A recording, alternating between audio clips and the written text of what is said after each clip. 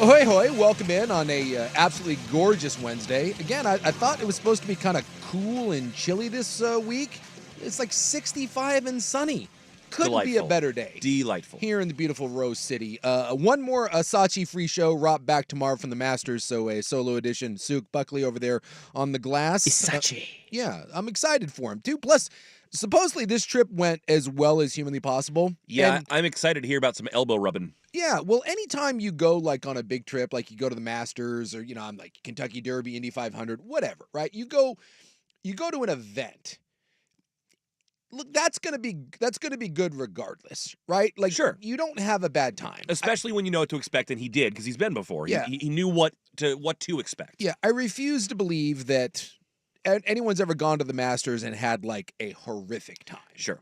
Like, I mean, it may not be, you may not get the access that you want, or maybe you get a bad seat, or maybe the pimento goes south on you. It's like stuff happens. But you're not going to have a bad time. But you're also not necessarily going to have like the story to write home about. Sure. So when you go to something that you're so geeked about, especially a guy like Rob, who is a golf guy through and through, like, I don't know what else he does. Like, if you asked me like what my hobbies are, I got like 8 things that I can rattle off. Yeah. If I ask Rob, is drinking a hobby? Because outside, Yeah, like some wine. but like that's Enjoying more, wine. but that's still sitting at home watching golf. Yeah. Like he plays golf, he watches golf, he goes to golf tournaments. Like he putts in his backyard. Yeah, he putting on the Ritz. He's got to, like, I don't have that sort of commitment to anything in my life. I dabble. Like I'm Greg Maddux. I paint corners. I'm off speed. Rob, he's bringing straight heat. You know what you're going to get? You're going to get gas, and he's going to throw it hard, and here it is. So the fact that he went to that and it exceeded expectations, Yeah. I'm excited. I am too. I think the stories are going to be excellent. Yes, that's fantastic. I'm very excited for him because apparently he got great access. He had good seats. And then he backed his way into some sort of exclusive club somehow. And then Peyton Manning was there, and Peyton Manning was being the greeter. So like when you have those things, it takes already a cool moment, and it becomes an all-timer. It becomes epic, and I'm excited to revel in the tales of greatness from one Isaac Robb. And I'm not even sure that we could confirm this from the text line, but someone said yesterday the area that he might have gone to, or the place that he might have had access to, could go for as much as $10,000 per ticket. Oh my God! Yeah. So he obviously didn't pay for that. No. I think it's the kind of place that can let people in, and but people do pay to get in because of the maybe exclusivity. Yeah. So I'm sure we'll hear more. I don't know anything of this place. One texter seemed to know. Yeah, I had never heard anything about it. He said, "You won't believe it." I believe that was the direct quote was when I asked him how it went, and he said, "Unbelievable, can't describe it." He said, "I'll tell you about it," but that was his hint. Is that when you walk into a club and Peyton Manning is the greeter, you're like, oh, that's pretty cool. Like, I was trying to think, I don't know if I have anything quite like that. Like, I did get one time we were playing the old Caddies for Cure tournament that we got to play in. I got paired with Ken Griffey Jr. That was pretty cool. Yeah. Like, you're going to play in a tournament, and that's always a fun tournament, and you got to rub shoulders with, like Jerome Bettis. Grant Fuhrer was a really cool one. I'm a hockey guy. Getting paired with Griffey and spending the day with Griffey, that was pretty cool. Yeah. And you kind of heard that Griffey was kind of bristly. Mm-hmm. So like there was a little like trepidation, like, what if he's kind of a D? Yeah, for sure. And he couldn't have been any cooler. Yeah, that's like great. The guy couldn't be any nicer. He was the most affable person in all the years of doing those sorts of things. I've never had a better experience. That was one of those where you walked away. So it's like, hey, how was it? I can't even begin to describe it. Yeah. It was amazing. I had one of those. It was my freshman year of high school. My dad got invited to the Super Bowl because it was like a corporate deal. His friend's company was running a commercial for the first time. Interesting. So your father, known pirate, possible criminal, just gets invited to the Super Bowl? That's correct. Oh, must be nice. It was. But I had no idea what to expect, and we flew out to Atlanta Friday night after like my basketball game, and the next day, they were just treating all these corporate guests like rolling out the red carpet for him like we were somebody, and we weren't at all. So we got like courtside seats to the Georgia Tech North Carolina game the next day on the Saturday before the Super Bowl. But then we had like brunch with Howie Long, and he was like the guest host for the Super Bowl experience the entire time we were there. It ended up being the Rams-Titans Super Bowl that ended on the 1-yard line, and it was like, but we were part of a group where they just kind of kept like funneling in like Super Bowl celebrities to like shake some hands and kiss some babies and be like, hey, we're glad you're here. And so it was like Howie Long and Franco Harris and Tony Dungy a year removed from his Super Bowl. And like, that's pretty kick-ass. Yeah. Right? You had you knew it was going to be a fun time. I'm like, yeah, it's going to be a corporate event. I'm going to get to go to the game with my dad. And you end up bumping into all these people and you're like, whoa. And then other times you end up at a function where I will not like out this person, but we ended up at a same thing, a charity event, and an NFL legend, like a legend, an old school legend, was at the table, and he was just spouting off like anti-Semitic, racist, Wonderful. just like think of like the most weird like Aaron Rodgers things you can think of. Like if you heard the new Aaron Rodgers one, I mean, people are saying that in not in so many words, he said the government engineered the AIDS. It's not HIV? in so many words. He says it. He said I think he said it was part of their game plan, but does he? Dude, either way, we can get into that. Aaron is on film, basically laying out the fact that HIV/AIDS was created by the government and Anthony Fauci, that Dr. Fauci, that AIDS was a government plot. I'm like, wow.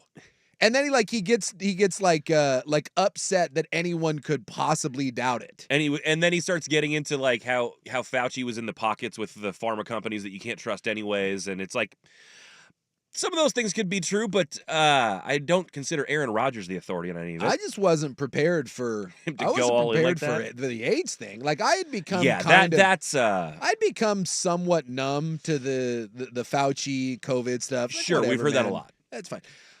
I was not prepared for Macho Man off the top Aaron Rodgers going with Dr. Fauci again, but going back like 40 years to the AIDS epidemic. Yeah, that was a little bit surprising. Yeah, so imagine like I'm sitting down at this NFL event, and this dude is sitting at the table, and I got invited over by another Hall of Famer that I had been kind of hanging out with. Super nice guy, an old lineman, couldn't have been any nicer. And he's like, oh, come on over, I'll introduce you. And so introduce me, sit down at the table, and it's just like the moment I sit down, it's just on. Mm-hmm. Just Asians, boom, gays. He's just boom, lining Jews, them up and knocking them down. I was like, whoa. Jeez. And then like you're sitting there, you don't know what to do. Because like, can I at least ask old player or more recent player? No, old player. Okay. Old player. I mean, if it were more recent, I'd be even more alarmed, but no, dude, it was just like machine gun fire. Okay. It was like you were sitting down with Archie Bunker, just one after another. And I was like, I don't know what to do. And then you're in that awkward spot where you said absolute legend, so you don't want to be the person to call this person out, but at the same time, you can't just roll with it. Well, and I was kind of waiting because, again, like someone say something. Well, you're at a table. You're at literally a table of NFL Hall of Famers, right? Yeah. There's a table of them. So you're waiting for one of them to say something. Like, who am I? Like, I'm nobody. I'm just there. I'm an invited guest. I stand up and like I introduce the I was like introducing the golfers. Like that was like my only job there. Yeah. And I'm sitting and I'm like, well, no one else is saying anything. I'm like, I'm just gonna quietly like you just push up like the Irish exit. You do the Homer Simpson just fade into the bushes? Yeah, it was like I'm just gonna go. I think I left my I'm gonna talk to the, and then you just kind of fade away. And my wife was there at the time, who was Korean, and She's like, I got to be next, right? He had a lot of interesting things to say about the Asian, but he was a big fan of my wife, and we were both just looking at each other like, yeah, we should probably just go. You're not running for president of Asia. Yeah. I think the least offensive thing he said was he called her Oriental. I think that was the best thing that got said. And to him, that was like the normal way of categorizing her. We were just like, we should just, yeah, it's one of those. I'm glad that Rop had a wonderful experience at the Masters. He'll be back Isachi. tomorrow to regale us. We got a good show for you today. Sean Hyken will join us 4 o'clock. Rose Garden Report. We'll kind of do a little wrap up here. We had Blazer exit day the other day, so we'll kind of get just a general feeling on what you make of the season, what comes next for the Blazers, because I do think it's kind of a weird limbo spot for them. I'm going to go to that lake. Well, all you heard at the exit interview is how next year it's going to be different, and this year is just so disappointing, and they're going to be competitive. But then at the same that's what time, I don't really understand, because was it disappointing? Didn't you not want to? I mean, I thought you kind of wanted to be here. I think mission accomplished, Yeah. right? So I don't know. I don't know where we're at in the rebuild. I don't know where you go. I don't know what the realistic expectations are. We know Chauncey's coming back. So we'll just talk to Sean and get kind of a Trent Dilfer, as he likes to say, a 30,000-foot view. And then 5:15, today was supposed to we were going to do a little draft show with me and Nemec. But Nemec had some family circumstances that he's dealing with. So Nemec had to punt. So at some point, hopefully before the draft next week, we will kind of we'll get Nemec Get into in the here. nitty gritty. Yeah, he may actually be part of our draft show this year. Nice. Because no one gets in deep to the NFL draft locally like Nemec. The dude's a total psycho. Geeks out to the fullest extent, and I mean that as a compliment. Oh, it's unbelievable how deep he goes. I still get random texts about like wagers that he makes. Yeah. He's like, dude. And somebody made like 6 months ago. Oh, yeah, man. He's like, hey, I had Brock Bowers going, here. And he's like, look at the odds already. Like, he's a big Malik Neighbors guy. If Malik Neighbors ends up being the number 1 receiver taken, Nemec gets to retire. Yeah, he's got a massive ticket on, and I can't remember how long the odds were, but now they've shortened big time that he could be the first. And I guess now they're saying that it could be either guy, depending on which team it is that wants him, because Neighbors may be more of a yak guy. Well, yeah, because that's the one thing that Marvin Harrison doesn't do well. And I'm going to ask our guest. So Mike Yammer, former Pac-12 network guy, now over at the NFL Network, and quite frankly, children's author and one of my absolute favorite people in this business. He's good Yammer. people. Love me some Mike Yam. So he'll join us at 5:15. So we'll talk some NFL draft because we didn't really get a chance to, obviously with Nemec being gone, but he will be back at some point next week, hopefully on our draft show. And then I'm pulling the cord. Like after the NFL draft, I'm out of here. We're going to go sit on a beach. Heck yeah. Isachi goes down to the Masters. I just go to the Caribbean and drink rum. So I think that works too. That's kind of we're seeing where the two hobbies go. But we come next. I will talk about, we got some NBA stuff to get into, some NFL news and note. One of the more awkward exchanges you'll ever see between a reporter and a WNBA player. I may have to take a brief moment and mourn the loss of yet another non-playoff season for my Detroit Red Wings. Did you see the way this went down? Well, I saw the end of the. Well, no, because we were both here, but both games were still going, right? So the Red Wings missed the playoffs due to an empty net goal, but in one of the weirder and more painful ways that you can lose. So we'll talk about that. I did not see this. I'll just do a brief little thing. Then we'll get into some NBA stuff because again, we got play-in games. Well, we had the play-in games last night in the West. This year tonight we got them in the East. So plenty of stuff to get to today on a solo edition of Primetime right here on 1080 The Fan. The Caitlin Sensation.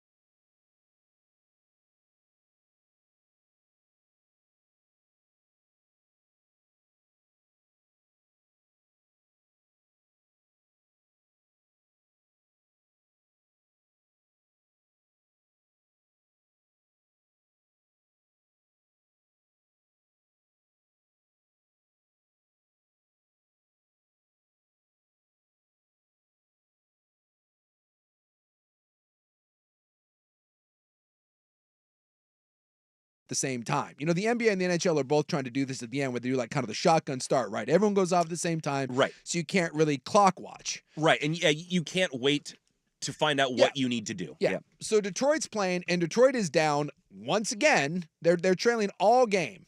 They scored the final goal to send it into overtime with 3 seconds left. Yep. 3.3. That we were still here for. I did not see how it turned out after that. And then they ended up winning in overtime. Okay. So had Washington lost, Detroit is in. Yeah. Philadelphia, the Flyers, needed Detroit to lose and needed to beat Washington in regulation. They couldn't go to overtime. So with 3 minutes to play in the Flyers game, someone informed the Flyers coach that there was like 20 seconds left in the Red Wings game and they were losing. So at that point, Philly's like, oh my God, if we win, we got a chance. We got a chance. Yeah. He pulls his goalie with 3+ minutes left because they have to win in regulation. They can't afford to go to overtime. Can't afford to go to overtime. So they pull the goalie. And Washington's a little like, oh my God, they're pulling the goalie this early. Yeah. All because he saw that Detroit was losing with like 20 seconds left. And they ended up winning. Had they been winning all along, had they been up 2 goals, maybe something different happens. Maybe something different happens. They pull the goalie. Oh man. Washington gets an empty net goal. Even afterwards, someone asked Alexander Ovechkin, you know, the Capital star, and he was like, yeah, he goes, it was kind of weird, but he's like, thanks. So of all the ways, and not that there's no guarantee that Philadelphia would have won that game. Of course not, but the confluence of circumstances of what teams believed versus what was actually happening, and then what the domino effect of what happened after that is tough. Because I guess Tortella, the coach of the Flyers, did look, you know, he looked, and they're like, hey, they're losing, they're gonna lose. 20 seconds left. Yeah, you're down by a goal. Like you're done. So he's like, well, I mean, hell with it. Like, let's go all in, right? Put it all in and see what happens. Pull the goalie and ended up losing. So that's 9 straight years now that the my beloved Detroit Red Wings will not be in the NHL postseason. So not great. No, not great. But now I'm throwing all my support towards one of the Canadian teams. Okay. We haven't had a Canadian team win the Stanley Cup since like 1989. When was it 89? I think it was 89. I thought it was 90s, but either way, it's not in the 90s. It's either 88 or 89, and it was the Canadiens, the Montreal Canadiens. You think about how long that's been. So 92, 93 Canadiens. Oh, is it 92? I thought it was 89. Yeah, 92, 93 Montreal Canadiens beat the LA Kings with Gretzky. I stand corrected.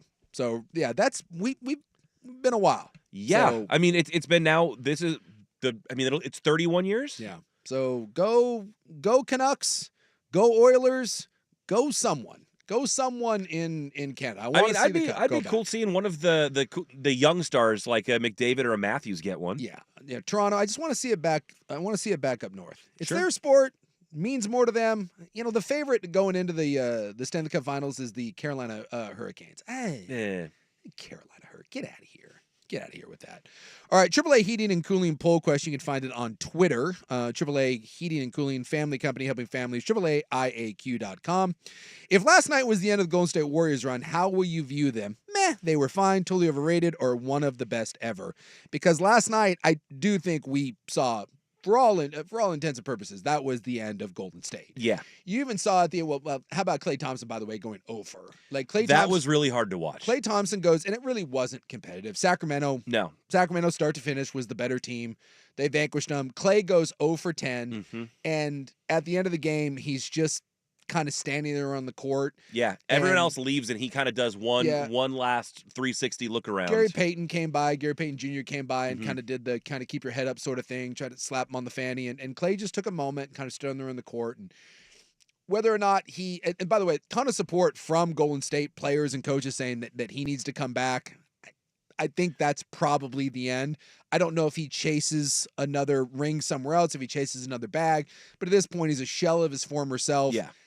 I don't know if he just decides enough's enough, tip my cap, and walk out into the sunset, but it felt like that was the end last night for Golden State. And I didn't necessarily see that coming a couple weeks ago that it was going to be so sudden, but now it seems like there's too much writing on the wall. I think that a lot of even if Klay were to come back, I think there's a decent chance they try to rid themselves of Draymond Green after all the stuff that they've been through with him and the suspension this year, and I think they're kind of fed up there. I don't know what kind of return you can get on him because I don't believe he is a free agent, but I think that he doesn't have much time left on his contract. And then, but yeah, Clay is just. I don't want to say it's a tragic case because the guy won 4 championships and he was one of the best 3-point shooters to ever do it. I think he's a great defender. Won back-to-back 3-point contests, and yeah, he was one of the best, if not the best, two-way guard at one point. Yeah, two-way shooting guard. When you look at Draymond and you look at Clay, like Steph is his place is secure. Sure. Steph's one of the 2 or 3 greatest point guards of all time, greatest shooter of all time. Like Steph's legacy is secured, but Clay and Draymond both have Hall of Fame cases. When you look at all NBA teams, you look at All-Stars, you look at an impact, 4 NBA championships, the cornerstone of that. I mean, both of those guys are Hall of Fame players. And I don't know if they're going to get remembered that way. And I don't know how that's why I asked the question. I don't know how I remember this Golden State dynasty because you win 4 titles. Probably should have won at least 5. Yep. Right? I mean, you go back and you look at it. You had the 3-1 collapse. Yeah, the 3-1 collapses. That would be 5. That would be 5. And then Kevin Durant blowing out. Kevin Durant and Klay Thompson both. Durant first, and then eventually Klay at the end of that series. Yeah, and both getting against the Raptors. And that was the end of it. So that could have been 6 in theory. You know, there's always that woulda, coulda, shoulda, Sure. woulda. But you know, they were in position. They made 6. They won 4. They won before Kevin Durant. They won after Kevin Durant, which I think is significant. It's a little kind of San Antonio-esque, like because Shaq and Kobe, they won 3, or they won 3. Kobe won 5 altogether. Shaq went and got a different one in Miami, but I think they just won 3 together. San Antonio got 5. Obviously, Jordan's the gold standard was 6. LeBron's is very spread out. LeBron had a dynasty nowhere. You know, you had the bad boy Pistons going for their back-to-back, the Celtics and the Lakers making their runs in the 80s. I don't know where Golden State fits in to that because I mentioned with Steph is the Michael or he's the Tim Duncan, and I don't know how we remember Draymond and Clay. I don't know if we view them the same way that we do Scottie Pippen or the same way that we do James Worthy or Kevin McHale, and even so though maybe they're not Hall them, of Fame players. But you brought up the Spurs, and I think that's interesting because maybe to some degree you look at Draymond as a guy that's like a Tony Parker or Manu Ginobili, who is absolutely part of the heartbeat of those Spurs teams that were so good, but he wasn't Tim Duncan. But that's why I kind of view him with San Antonio and that their greatness. They got 1 less than San Antonio, but like it's an underappreciation for how good they were outside of just Tim Duncan and outside of just Steph Curry. And both of those teams drafted all 3 of their stars. The Warriors drafted Steph, Draymond, and Clay, and the Spurs drafted Manu, Tony Parker, and Duncan. I think the Durant thing, I think that diminishes in some people's eyes. Oh yeah, it sours what they did for a lot of people. If they had won 4 and Durant never shows up, you know, kind of the crazy thing you think about the 73 win team, they lost. Yeah. You know, that was the 3-1 collapse. Like if they finish off that season and they win 73 games and beat the 72, the Jordan Bulls beat that 72, and by the way, they're mopping the floor with Cleveland in that series. Yeah. They're kicking their ass. They're up 3-1. Draymond gets suspended for, the groin kicking. Yeah, LeBron steps over and he hits them and they have words, and then LeBron complains to the league office. And the chase down block and all that. Yep, and, on Iguodala, If that doesn't happen and then the Kyrie shot in Game 7. If they finish out that season 73 wire to wire and win that title, I think we view him differently. I think so. And maybe Durant never shows up. But I think them losing. I think and then if they Durant, win 73, Durant doesn't show up. So losing that series and then Durant showing up and winning 2, I don't know. I think it's unfair, but I do think that in some people's minds that clouds. Well, that whole dynasty. It's like a sliver of a margin for what would have happened for that 3-1 collapse not to have happened, but that probably changed everything. It changed the trajectory of that Warrior story into Durant and away from just their own thing. Yeah. For the Vancouver 4 text line chiming in with the Bill Russell, I've said this before on the program many, many times. I'm taking nothing away from Bill Russell. Nothing from those Celtics teams. I don't view 1980 in any sport. I view those things entirely separate. Like unfair to compare. Well, when the Celtics, I think, by the way, fact check this, much like the Montreal Canadiens. I'm at the point in my life, someone said, he's shocker, Suk misremembered something. I'm at the point in my life where I will not take a hard stand on what happened when, right? Like, I thought that the Canadians, I thought it was 89-90. It turned out it was 92-93. So off a couple years, right? But I'm not laying that. I'm not laying my life on the tape measure thing. Sure. I want to say when Bill Russell was winning those titles, I think there was 12 teams in the NBA. 12. I will check. You know, double check that for me. Like there weren't. You certainly didn't have to go through 5 rounds. It's an entirely different thing. And by the way, there was no free agency either. So when you look at Boston's roster and there was no movement, like, look, they were the best of their time, and that's true greatness. But that could never happen in modern times, ever. It's impossible. So to say that Bill Russell the Celtics is the greatest dynasty of all time because they won 11 titles, you couldn't win 11 today. It can't happen.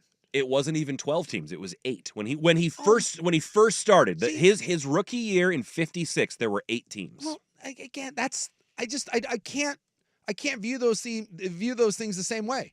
So to me, Jordan winning 6 is more impressive than Bill Russell winning 11. Because Jordan had to go through 29 teams. Bill Russell had to go through 7? So I'm assuming at that point everyone made the postseason? Like there's 8 teams? I think it might have been 6 with a couple buys. Well, look at that. I'm trying to see at the end of his career how many teams there were. And again, It looks like by the end of his career there were 14 teams. Okay, still 14. Not 30. With no player movement. It's just like those were your teams. There's no free agency. You just had those guys.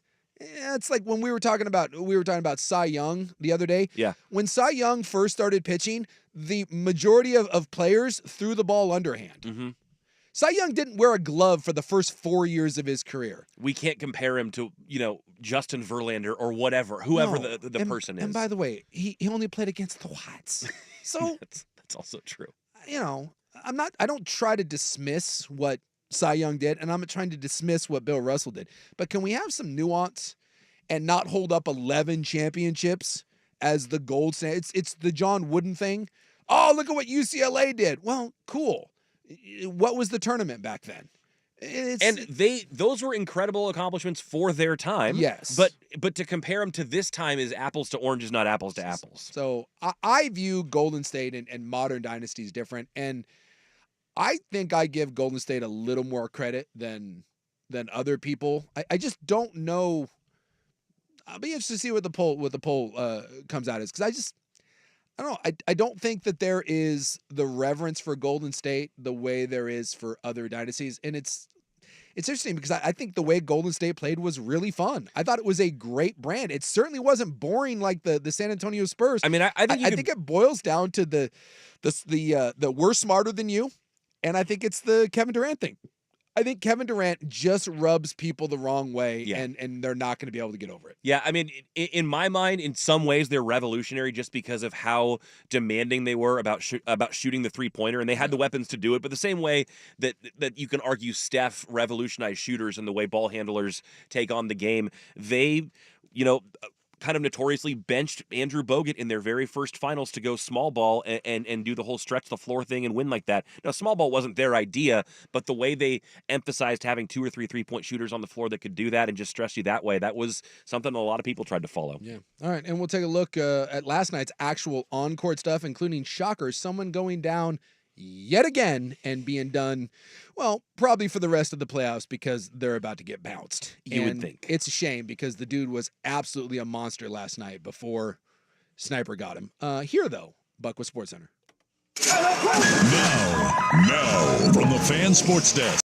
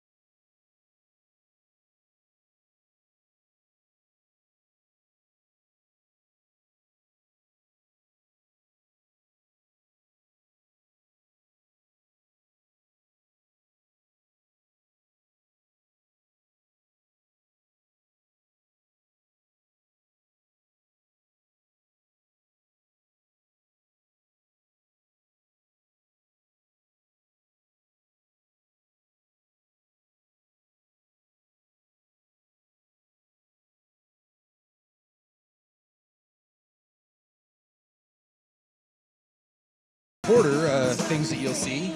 I did want to mention Zion last night. If you didn't see the Lakers eliminate, or I guess the Lakers didn't eliminate the Pelicans. The Lakers moved on. They are the seven Yeah, they seed. clinched their They 7 clinched seed. their spot. They will play Denver.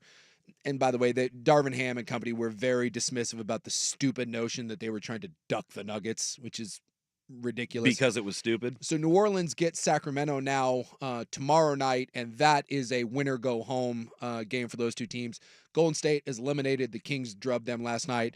But that Laker-Pelican game was fun. That was a great game, and Zion was unstoppable. And with 3 minutes left and that game tied, popped his hammy. And once that happened, they were just... And he was visibly upset. It didn't look like it was maybe I tweaked something. No, it looked like... He popped it. Yeah. And they said that he does. MRI confirmed it, hamstring pull, said it'll be evaluated in a couple weeks. Look, he's one.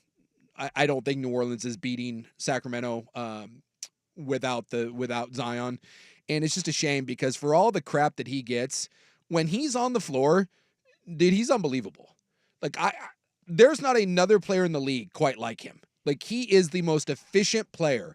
17 of 27 last night, 40 points, 11 rebounds, 5 assists.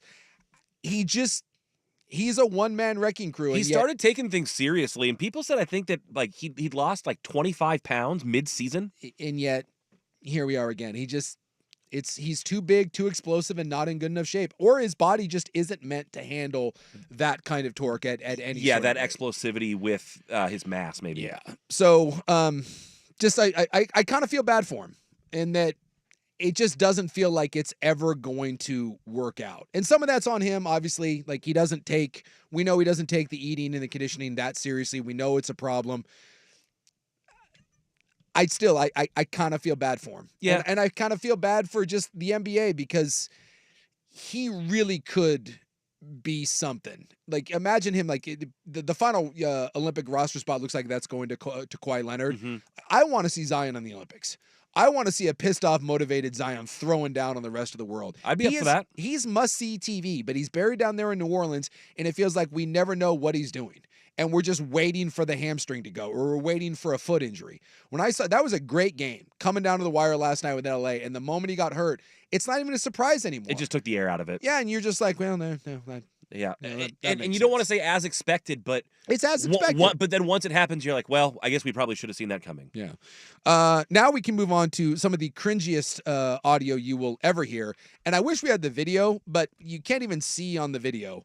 But this is Caitlin Clark's introductory press conference with the Indiana Fever. Because if you've been living under a rock, Caitlin Clark went #1 overall to Indiana. And we can get into a whole thing here about expectations and what's waiting for her. But make no mistake about it, Caitlin Clark is the biggest thing going right now in basketball. She is. There's not another person in the NBA that has the juice that Caitlin Clark has. Certainly not on the men's side of things in college. And I don't think there's a player in the NBA that drives the needle the way Caitlin Clark drives it. Are you kidding me? Not right now. I mean, she's doing like a full sport takeover where she is driving new viewers that have never cared before and making them care now, and that's something. She is the biggest star in basketball, period, end of story. Because you look through the NBA, who's a bigger star right now than Caitlin Clark?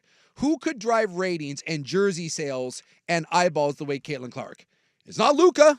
It's not SGA. It sure as hell isn't Jokic. It's not Jason Tatum. You know, even LeBron, as great as LeBron is, we've seen LeBron for 20 plus years. It's not new. It's not new. Yeah. She is the biggest story in basketball. Mm-hmm. And this is what she had to deal with today. So if you don't know, she does the little heart hands. The little Taylor Swift heart hands. Yep. And she does it to her family, and she does it to like little girls sitting in the front row of her game. Yeah. Of her games. This is her introductory press conference in Indiana, and you'll hear the awkwardness between Greg Doyle, who I guess who is a local reporter and kind of a known creep, awkward human being. This is the exchange, and realize that after he asks the first question, introduces himself, he holds up the heart hands to Caitlin Clark. Hi, Caitlin. Greg Doyle, Indy Star. Real quick, let me do this. You like that? I like that you're here. I like Yeah, that you're here. I do that at my family after every game, so. Okay, well, Pretty let's cool. start doing it to me and we'll get along just fine. So, question is, What? Dude. What are we doing? Why are we treating And world-class athletes like that? Why? the way he says it is creepy. You know, why are we doing this? Like what? What you don't would you do that? Would you do that to Giannis? Would you do that to the number 1 pick this year in the NBA draft? No. Would you hold up heart hands and be like, "I'm glad you're here. Do it to Or me." whatever it is. What? If they do something where they they Dude. flash some 3-point sign at their family in the stands or what, if you want to ask her about it, fine. But that was weird. Well, you don't have to. You know what? It's universal. She's been doing it for years. Sure, and it's not like people can't see that that's a heart. We get it. But if you really have a question about it, great. Otherwise, no, dude. The worst was when he's like, "I like that you're here," and listen to his. Hi, Caitlin. Greg Doyle, Indy Star. Real quick, let me do this. You like that? I like that you're here. I like Yeah, that you're here. I do that at my family after every game, so. Okay, well, Pretty let's cool. start doing it to me and we'll get along just fine. So, question Like, is... what are you doing, bud? What are you doing?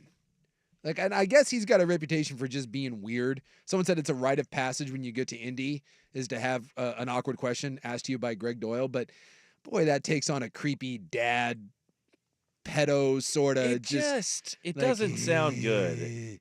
He's just, I'm glad you're here. Dave Portnoy. It's like I don't want to make that a drop. It's so gross. Ugh. Like, you know, it's bad when Dave Portnoy is calling you out for being a creep. Yeah. Like, when the president of Barstool Sports thinks that you're creepy and thinks that you've crossed uncomfortable sexual lines, you've done something. Yeah. You have, Greg. Can we just not do that? Is it okay to treat female athletes like athletes? Is that look? And I understand. Like, I even said it, like the WNBA draft. I think it helped out this year in the WNBA draft that a lot of the players were very attractive. If you don't think that Cameron Brink and Angel Reese wearing the outfits they wore on the red carpet didn't help some eyeballs, sure. But if you don't think that like Tom Brady being handsome made a difference in selling If himself, some reporter told Tom Brady, "I like that you're here," they Right? get thrown out. Can we just not be creeps? Like, with the rise of women's sports, can we all just make a pledge to keep our creepiness like away from them? Like, be creepy when she's not there. Do your little heart hands when she's not around, and then don't be like, do it to me and we'll be fine. Yeah. Can you control how creepy you are? Yeah. Is it that- makes me is that feel possible? icky. I don't like it. Yeah, it's just it's an ick. It's an ick. Be better. Be better, Greg. No, the people already wanted us to drop, so we might have to. Yeah, unfortunately. And we come back though. I do want to address one thing in regards to, it's not necessarily a Caitlin Clark thing. It's a WNBA NBA thing. You know me, I hate dishonesty when it comes to my sports arguments. You can agree with me, disagree with me, but let's be intellectually honest. And there is one thing right now that is kind of dominating the conversation with the rise of the women's basketball and Caitlin Clark and the WNBA in regards to their male counterparts. That is just one of the silliest arguments I think I know where you're going with I've this. ever heard. And I would like to have a honest conversation about that when we come back. Primetime here on The Fan.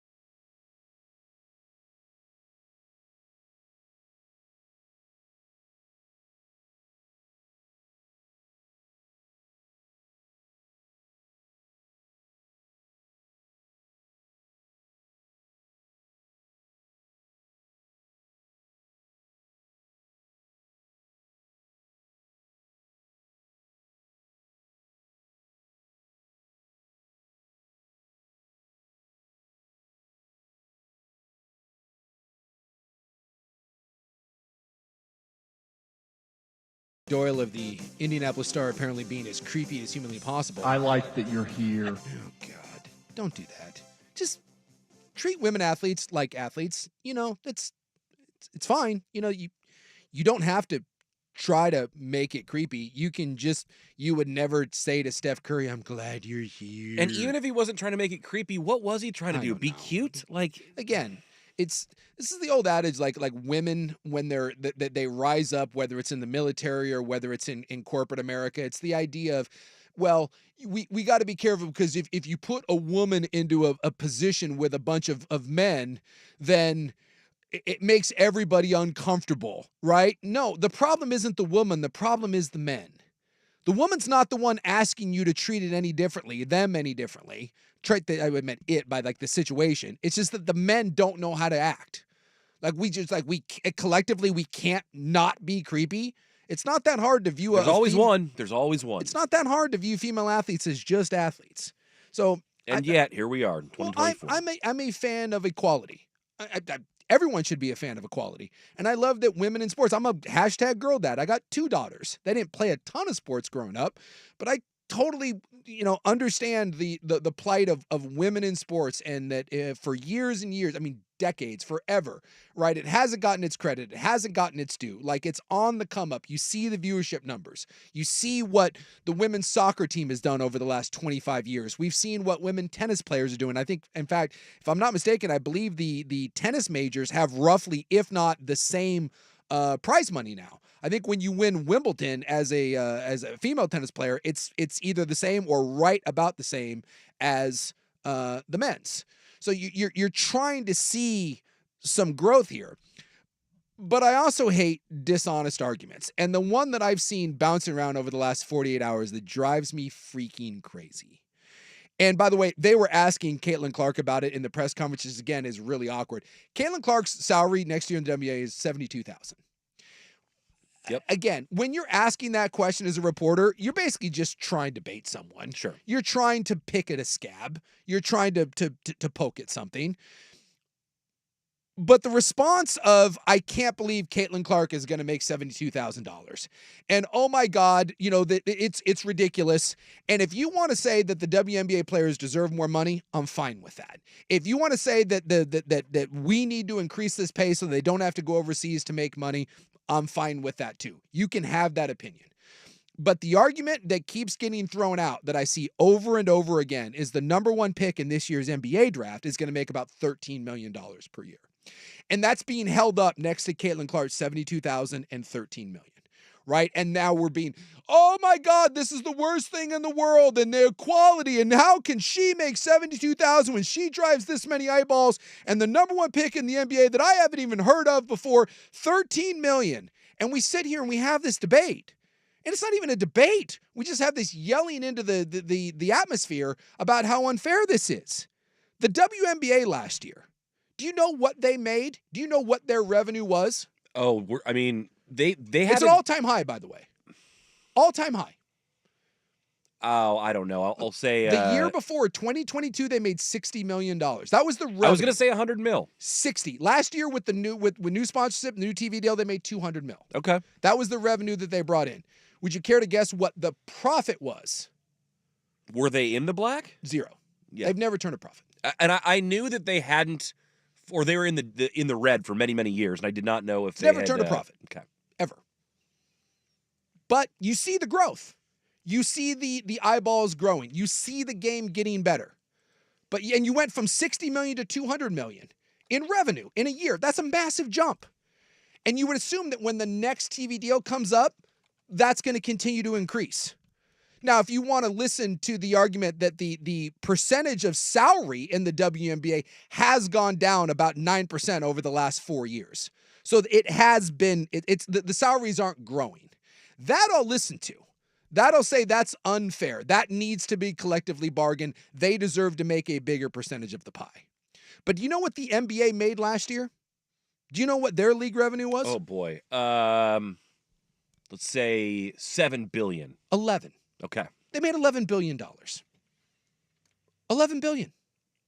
One league, $200 million in revenue and lost money. And so I wonder at The other scale if league that's made about 11 right. $11 billion. 11. So Can we- I can we wonder how stop? 13 million to 72,000 compares to 11 billion versus 200 million. Just be honest. Yeah. Next time someone brings up, oh my God, why does the NBA make this for their players and the WNBA makes 72,000? Can we please just hold up $11 billion? I don't want that to be the case. I would love it if Caitlin Clark and Angel Reese and Diana Taurasi and the rest of the Brittany Griner. I would love it if the league made $11 billion. Awesome. More money for everybody, more sponsorship dollars. Women's sports is great. But you don't get to complain about not making NBA money when your league When you loses can't generate money. NBA money. Well, the only reason your league exists in the first place is because the NBA has subsidized it. The NBA wanted to. And by the way, that's a good investment. great. I'm glad that they've done it. I wish we were getting the WNBA. By the way, it sounds like when the WNBA was talking about expansion, they listed off like 8 cities. You know what wasn't one of them? Portland. So now because apparently with the renovations to Moda Center, apparently we're not getting a WNBA team anytime soon. I wish we had a WNBA team. I would support it. I would go to games. I think a lot of people would. But what I won't do is say that 72,000 to 13 million is some sort of great injustice because of one has a penis and one doesn't. Stop it. That has nothing to do with sexism. That has nothing to do with gender equality or anything like that. It has to do, if the WNBA made $4 billion and you were still paying your players $100,000, sure. Rise up, riot, but that's why you have collective bargaining agreements. So just have some honesty in the arguments, because you can be a fan of women's sports, and you can be a fan of Caitlin Clark, and you can be a fan of Diana Taurasi and Brittany Griner and Cheryl Swoops and Cheryl Miller and everyone that came behind, and you could want that game to grow, and I'll support it with my dollars. I'll support it with my eyeballs.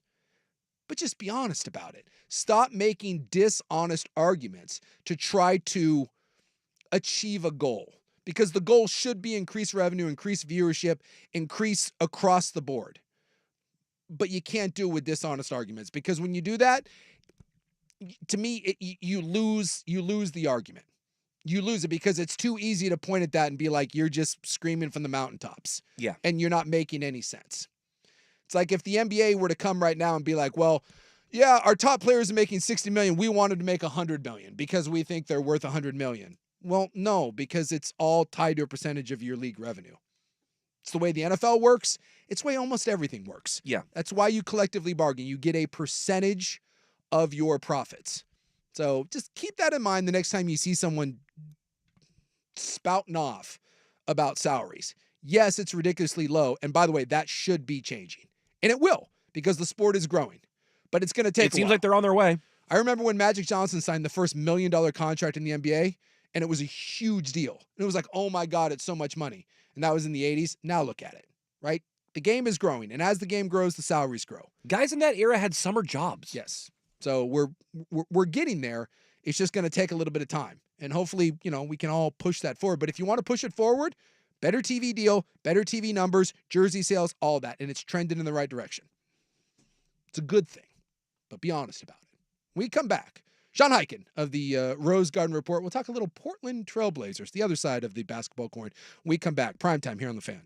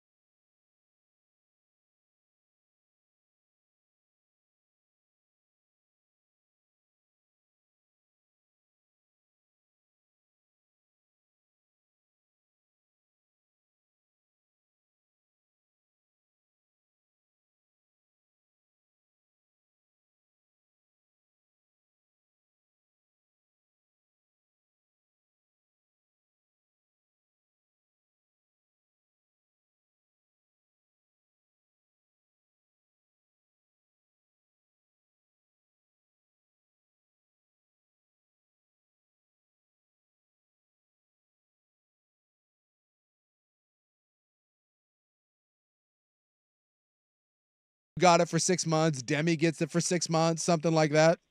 I'll have to talk to her about working that out if that actually is what it is. But no, it was cool to even be tied for something like that. That was fun. No, that's cool. Like anytime you get, and I you know, your little buyer said, I never, you know, was seeking anything like that, but it's always good to be acknowledged, and especially when you know, kind of venture out and do your own thing. That's cool to be recognized by your peers like that. I hadn't talked to you since I saw that, so I just wanted to say congratulations.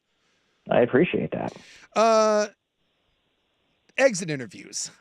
Were you as confused as I? Like, this year felt so weird. Right now, this organization feels so weird in that they say one thing, and yet to me, it clearly feels like they're trying to achieve something else, and yet they continue to sell us on this idea that it is about winning and being competitive when clearly at every turn they've told me that that's not what this is about. Is this a case of mixed messaging, or is it just a must-lie situation, or do you think there's something else happening?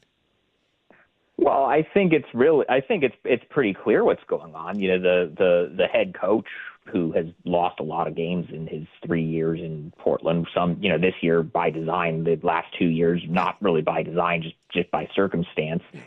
He doesn't want to lose more games. He wants to go in and try to actually, you know, put some wins on his coaching resume and actually, you know, take a step forward. But, you know, Joe Cronin, I actually think Joe was pretty honest on Monday. That, you know, he said something to the effect of, we're not going to win at a high level until some of these young guys are ready, and didn't make it sound like that was going to happen right away. Like I didn't hear Joe coming out and saying, you know, we want to be back in the playoffs next year. We're ready to, you know, win now. I mean, a GM can't come out and say I think must-lie situation is kind of a good way of putting it. A GM isn't going to come out and say on the record, oh yeah, you know, we know that next year's draft class is the draft class that people are really going to be gearing towards. So, you know, we're going to be really bad next year again. We're going to try to lose games. A GM is never going to say that. Yeah. But, you know, I think Joe was pretty upfront that he doesn't view this as we just need to add one more piece and then we're, you know, back in the playoffs.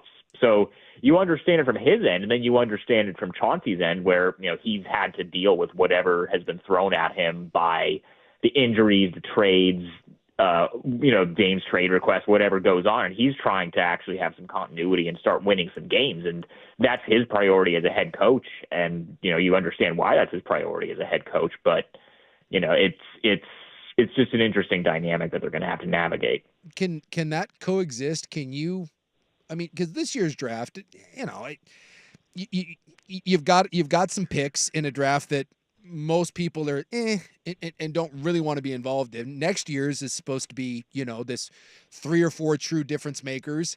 This year you have what, 3rd or 4th worst odds. You know, you're gonna have a very high pick. Next year is the one you want. Can you navigate those things where you get growth and development from your young guys? You're more competitive. You're as what kind of what Chauncey wants. But next year is the year that you want to have a top 3 pick.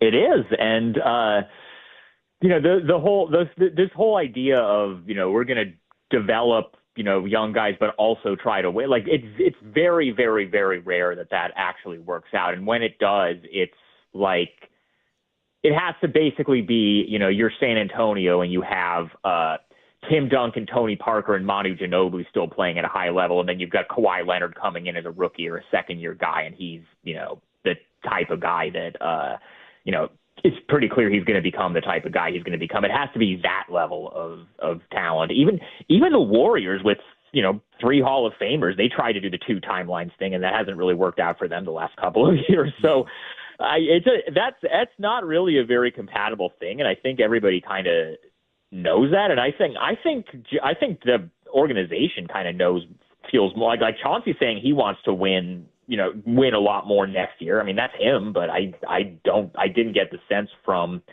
Joe's exit interview that that's necessarily the view that he shares. I think he knows what the deal is and what they, you know, for the best interest of the organization, what they're going to have to do next year. When you look through contending, because I when I look at this roster, I see a bunch of potential solid players. Like you look at Scoot, I think Scoot's going to be fine. But Scoot doesn't strike me as a star. Simons doesn't strike me as a star. Sharp, I guess you could say, maybe have that potential. Solid player. Aiton's is a nice center, but there's no stars. And I look around the league, Boston, New York, Milwaukee. You certainly look at Oklahoma City, Denver, Minnesota, Dallas, Phoenix. There's not one, there's two. So when you look at this, is this all a moot point until you find a top 15, at least one top 15, top 20-ish player? And is that guy on the roster, or is this one of those that the next two drafts are going to have to try to produce that, or we're just back to spinning our wheels? You're absolutely right. That's pretty much the exact right way of putting it. They have to have the guy, and I don't know who the guy is. I don't know if it's anybody on this roster. I would probably agree with you that out of the guys that are currently on the roster, Shaedon Sharpe probably has the highest ceiling, but I don't think it's a sure thing that he becomes the guy. Like you look at some of, and even besides some of like the obvious, established, like Denver with Jokic or Giannis or Embiid or whoever or Luka. You look at some of these kind of up and coming teams that are now where Portland wants to be and were where they are now a few years ago. Oklahoma City, who was just as bad as the Blazers are now a couple years ago, they have Shai Gilgeous-Alexander, who's an MVP candidate. Yeah. Indiana, who's back in the playoffs for the first time in a few years. They made that trade with Sacramento and got Tyrese Halliburton. He's their guy now. Minnesota, they got the number one pick in a weird draft that kind of nobody really knew what was going to come out of it. They clearly took the right guy with Anthony Edwards, and he's their guy now. The Blazers need their guy, whoever that guy may be, whether it's somebody that they get in this coming draft or whoever they get in next year's draft, or maybe Scooter Shaedon turns into that guy, or maybe, and this is, in the case of both the Thunder and the Pacers, maybe they trade for the guy. Maybe you get that, whoever that is. I don't know who that might be, but maybe you try to kind of buy low on somebody who is young enough to be able to grow with these guys that you think has the potential to turn into that. Like they however they end up getting the guy, they have to get the guy, or else this rebuild is kind of going to be stuck where it is now. We're talking to Sean Highkin, rosegardenreport.com. So going into the offseason, I mean, outside of the draft, which you swing and miss, or you swing and miss, or you swing and hit. We're hoping, like you said, you find the guy. What do you think this roster, some of the moves as we go into the offseason, what happens to Jeremy Grant? What happens to Brogdon? Or does the roster kind of look somewhat similar but add some draft picks to it? I don't think they can run this roster back, just both because of roster math. Right now they have 14 guys under contract for next year, and they're going to have 2 first-round picks. So that's already more guys than you're legally allowed to have on your roster. So they're going to have to do something. And then the other thing is that this roster as it is right now, when you look at how much money, Jeremy Grant is making, you look at how much money DeAndre Ayton is making, Anthony Simons, Malcolm Brogdon, you go down kind of at the top end of the roster. They have guys making a lot of money. And this, as of right now, they're set. If they keep this exact roster, they are set to be in the luxury tax next year. And obviously it makes no sense to pay the luxury tax for a team that is several years out from even being back in the play-in, let alone being in the playoffs. So one way or another, they're going to have to do something. They're going to have to make some changes to just to make the math make sense for this roster. And I think Malcolm Brogdon probably makes the most sense because he's going into the last year of his deal, and it's more important now than ever to figure out, what you have with the 3 guards, with Scoot Henderson, Shaedon Sharpe, and Anthony Simons, because Scoot's still a rookie. Scoot's going to be, it's a few years before you have to make any decisions on Scoot, but Shaedon Sharpe and Anthony Simons are both going to be up for extensions after next season. You have to decide whether those are guys you want to commit to long term. And having a guy like Malcolm Brogdon who, can help a lot of contenders and still is very valuable. And as much as they liked what he brought this year as far as, being a veteran in the locker room and, a mentor and all that kind of stuff, and it was very successful in that way, he's still good enough that he needs to, get real minutes, and you have to give those younger guys real minutes. So I think it makes the most sense out of the veterans to, try to move on from him this off season. And I would expect that probably happens. Jeremy Grant's a little bit, just like at the deadline, I don't think they were really that interested in moving him at the deadline, but this off season, maybe they decide to go a different way. I could see that one going either way, but they're going to have to the roster's going to have to look different next year, just from a math standpoint. What do you make of, whether it's Jeremy Grant, whether it's Ayton, whether it's Brogdon? This is not a great situation here. It's a bad team. It's going nowhere. And yet you hear from all these guys, some of them veterans like Brogdon and Grant. talk about that they're just thrilled to be here. Like you hear a great locker room, and this just isn't normally the case with veteran guys on bad teams in a city like Portland. What do we make of that? Why is that? Is it just that good of a group of guys? Is this a Chauncey thing? Is it an organizational thing? What is that situation?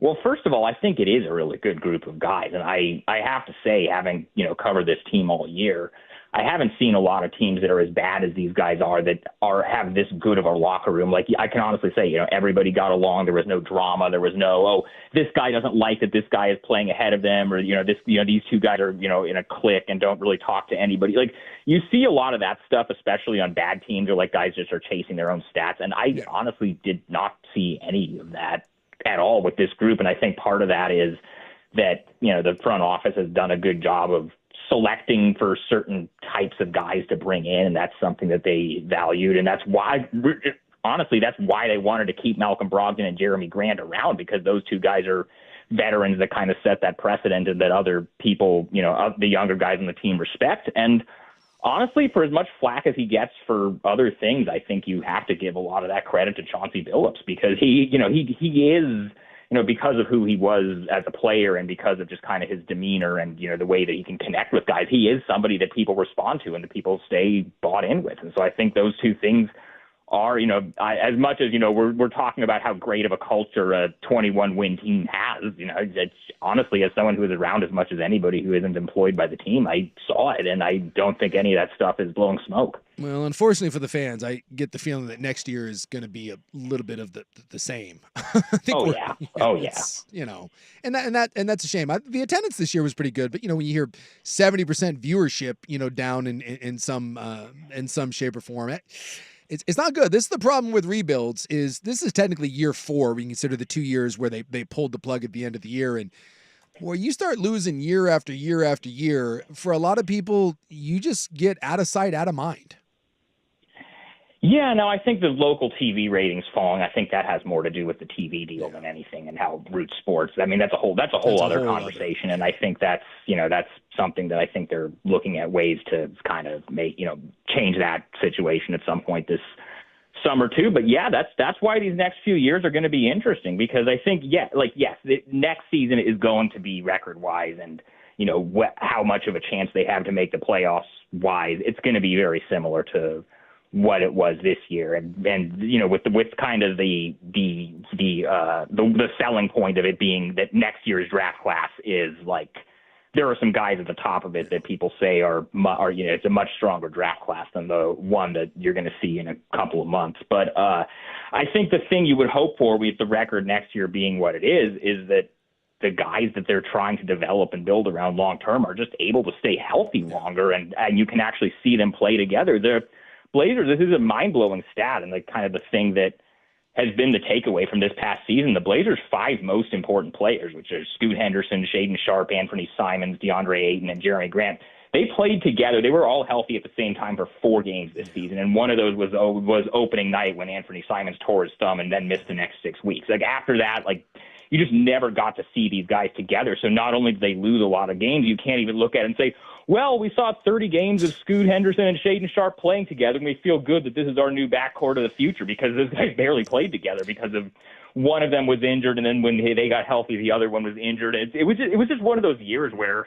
I don't want to call it a lost season, but it was kind of a lost season. That's kind of my thing, is I just feel like it was a bit of a waste, because, when you're going to lose, you would hope to see that development, and I don't think you can even say at this point who's really a cornerstone, right? Looking ahead, who do you build around? I think every one of those guys you put up there is a big old question mark, and I think that's the frustrating thing. But maybe next year, that becomes a little more clear, and you end up with another high pick, and we'll see what happens in this year's draft. But Sean, appreciate you taking a couple minutes for us. Always find his stuff, rosegarden.com. Sports Writer of the Year for the state of Oregon, does a great job covering the Blazers. Really appreciate it, and we'll catch up with you a little closer to the draft, and hopefully we find the guy in this year's draft, and we don't have to have this conversation next year. Yeah, thanks for having me on. All right, there you go. Sean Highkin, again, read his stuff, rosegardenreport.com. We come back, touch on a couple things that he had there, and some NFL news and notes that we'll get to, and then in the news coming up next. Primetime here on The Fan. What's your opinion? It's thick.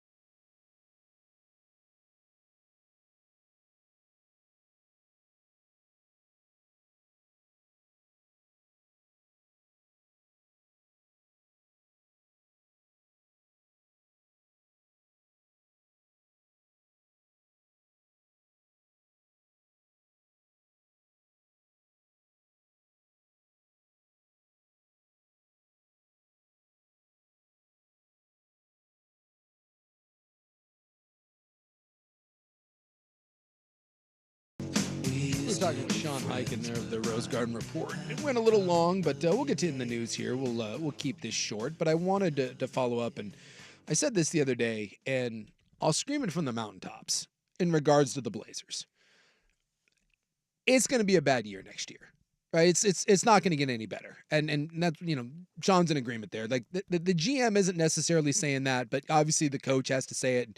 You're coaching for your job potentially, and no coach wants to lose. And anytime you're involved in a tank, remember the players on the floor and the coaches aren't actively involved in the tank. Right? Unless your last name is Porter, no one tries to lose games in the NBA. We'll get to that, by the way, how dumb you can be. We'll get to that in the 5 o'clock hour, dumbass. And by the way, don't blame gambling. Blame the dumbass that is gambling. Yeah. Freaking ridiculous. So I don't blame Chauncey, and I don't blame anyone for I guess, trying to speaking into existence that you're going to be better. But you're not, because it's not the goal. The mission from that front office is to not win games. Just isn't. And I'm not certain how much better this roster is next year. It's going to be another rough year. And then hopefully after that, with 2 top 3 picks this year and next year, in theory, right, then you have your young core and you move forward. You think about it, if you add a top 3 or 4 pick this year, depending on how the ping pong balls drop, and you add that to, again, top 10 picks between Sharp, Simons, whoever you draft this year, hopefully another one next year. Like, I'm sorry, if you can't make that work 4 years in a row, drafting extremely high picks and supposedly having a decent collection of roster players around you, then that's just on you. It means you just missed in the draft. So I understand that you may have to kick this down the road another year. But this is what I'll scream from the heavens and what I was talking to Sean about. None of it matters unless you find in the next 2 drafts, you find a better player. A bona fide superstar. Look around the league. It drives me crazy that people are like, collections of talent win in the NBA. No, they don't. Collections of superstars win in the NBA. Yes. You go through who are the real contenders in the NBA. The Boston Celtics have 2, if not 3, all-NBA guys. 4 if you want to add in Porzingis. Dude, that roster is ridiculous, by the way. Top to bottom, I mean, there's depth across the board, but you know what they have? 3 all-NBA guys in Drew Holiday, Tatum, and Brown. Tatum, by the way, playing his best basketball of his career. The Knicks, well, I mean, the injuries have riddled that, but the Knicks have, with OG, All-Star, Jalen Brunson, who's going to be a top 5 MVP guy, and when healthy, Julius Randle. Yep.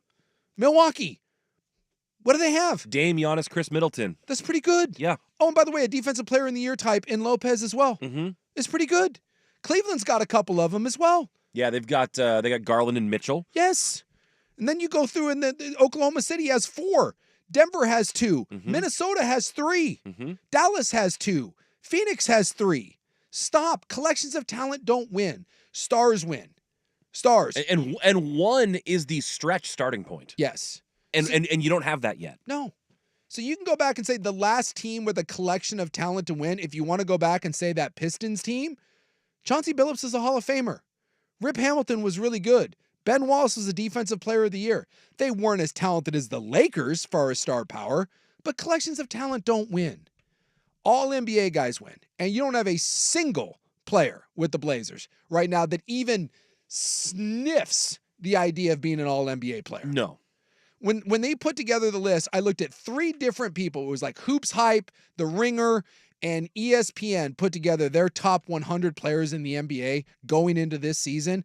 The highest ranked player they had was Scoot Henderson at 50. Who hadn't played a game yet, who hadn't proven a thing yet. And by the way, if you redid that, Scoot ain't making the top 50. Scoot ain't making the top 100. No. And I think Scoot's going to be fine. Showed some flashes there, but this idea that Scoot is somehow like this generational player now. I'm going to that lake. What we were told he was at the draft, that ship has sailed. I think he can be really good. Well, that ship never left port, and Exactly. that's not his fault. It's not his fault. It just stinks that he was set up that way. Yes, and I think Scoot's going to be fine. Yeah. I think Scoot's going to be a good player. Is Scoot going to be an all NBA guy? No.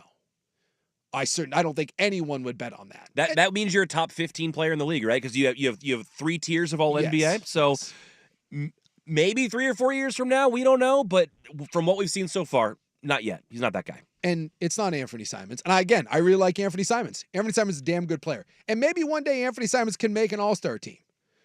Anthony Simons ain't carrying anybody. Shaden Sharp, that's maybe. We don't have enough of a body of work to judge, though, do we? Oh God, no. But if you're gonna just say, is there someone on the street? Because it's not Ayton. Ayton's a nice player too, but Ayton's not 2 years into this league. At this point, Ayton is what he is, and when motivated, Ayton's a top 5 center in the league. But he's not dominating anybody. He's not carrying you to anything. He's a nice player. He's a good starting center. I think he's an upgrade over Nurkic. I'm glad you got him. Had a great second half of the season. But he didn't move the needle. The only one, and Jeremy Grant's a nice player too. Jeremy Grant's not an all-NBA. Stop, he's like the 70th best, 65th, 70th best player in the league. The only one you could say that even as a potential, and by the way, it's almost ludicrous to say is maybe Shaden Sharp could turn into that. And that's a big, And a lot of things would have to happen Oh, for that to be the case. God, yeah. So this idea that this collection of talent is going to morph into something, not unless you find the guy. And it's going to either come in this year's draft with a top 3 or 4 pick, or it's going to have to come in next year's draft. Because if you find that guy, if you draft that guy, if you draft SGA, if you draft Luka, and you don't have to have the number 1 pick. Neither one of those was number 1 pick. Nope. If you draft that guy, or you find a way to go get Halliburton, wasn't drafted. He was traded. I don't even think he was top 5, Halliburton. Well, and Indiana traded for him. Right. There's the Sabonis deal, right? Yep. And he came over. Unless you bring in that guy, what you're doing is just spinning wheels. Mm-hmm. No, you're just rearranging deck chairs on the Titanic, as they say. Yes. It doesn't mean the deck chairs aren't nice, but they don't have a rudder that moves that ship. So, regardless of what anyone tells you, regardless of what the GM tells you, regardless of what the coach says, regardless of any of that crap, the only mission you have over the next 2 years, right? This year's draft and next year's draft, what you do in this offseason and what you do in next year's offseason. The only thing that should matter, the only thing, is finding that guy. And it's easier said than done. I get it, but that's the only thing that matters. I could care less about player development. I could care less about anything else. Find that guy. Preferably find 2 of those guys. Well, you're gonna need at least one. It doesn't, and it probably doesn't start unless you got 2. Hit a triple in this year's draft, hit a home run in next year's draft, and then everything else falls into place. But unless that happens, all you're doing is hitting singles, maybe doubles. And that's not good enough, because then that's where we've been in this organization for the last 20 plus years. And I don't want to go through another iteration of 6 seed, and it's a good collection of talent, and we fill up the Moda Center. No.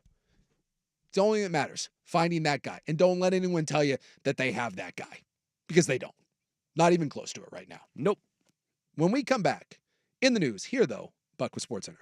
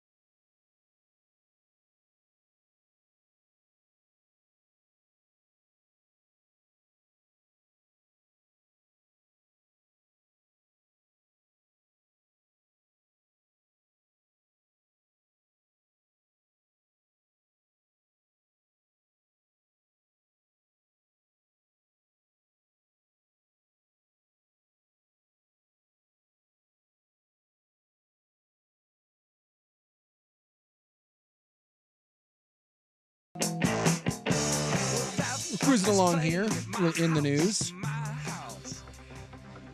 Trying to find a better story than what we had with Yeah, it's a little rough. hit and run. We have more details. We mentioned yesterday that the ex-Beaverton mayor, Dennis Doyle, was arrested after probation violations. You know, he got convicted of the old child porn. And as part of his sentence and probation, he's not allowed to have access to unmonitored electronic devices.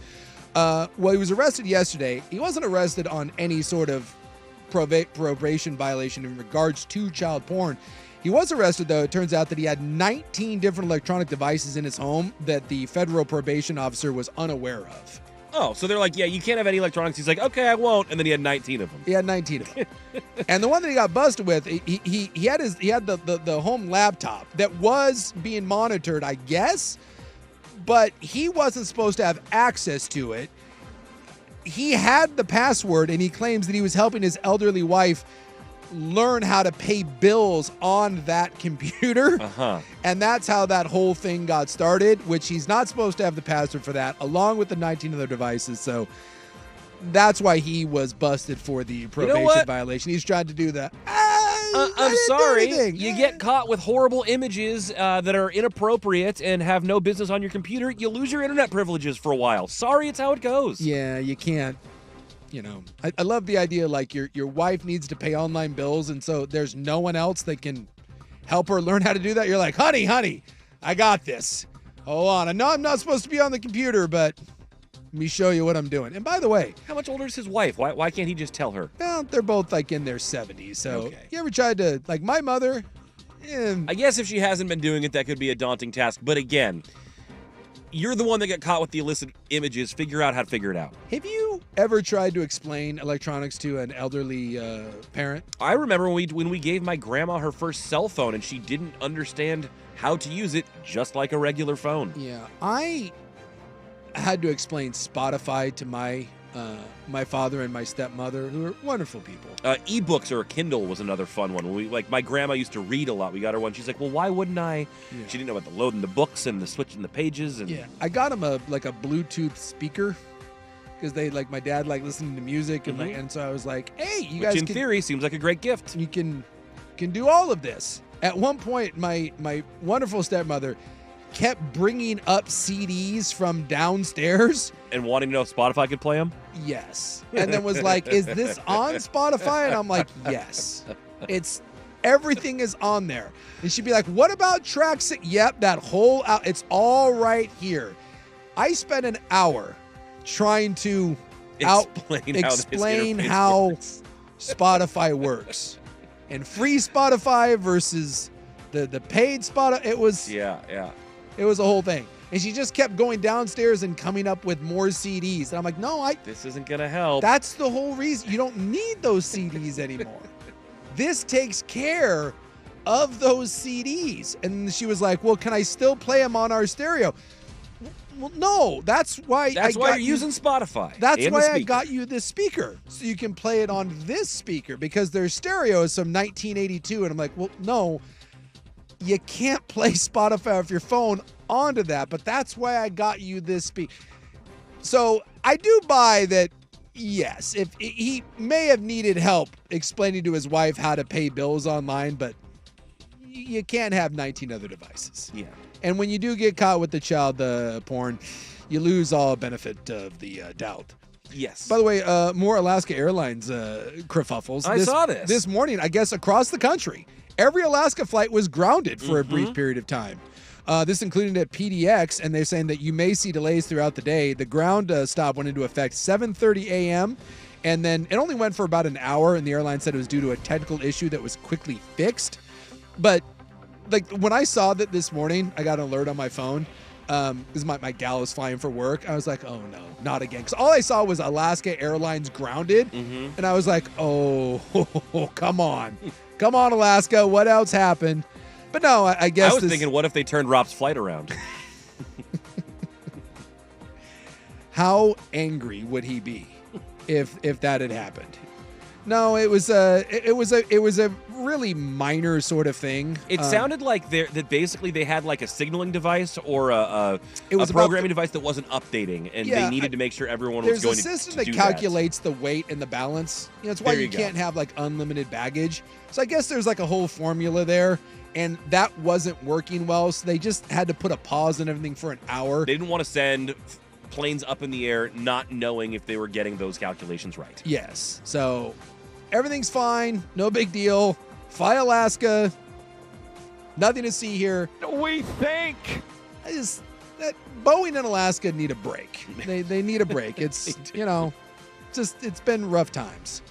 And then I saw this from Multnomah County. They did an outreach team created to address the Multnomah County's fentanyl addiction crisis. Okay. They did a study there. This was in December 13th through December 14th. They decided to do a survey to see how well the needs of people in crisis were being addressed. Met. Yep. So it turns out that for every 100 people that were seeking assistance, they were able to meet the needs of 14 of them. Doesn't seem like enough. Doesn't seem like a lot.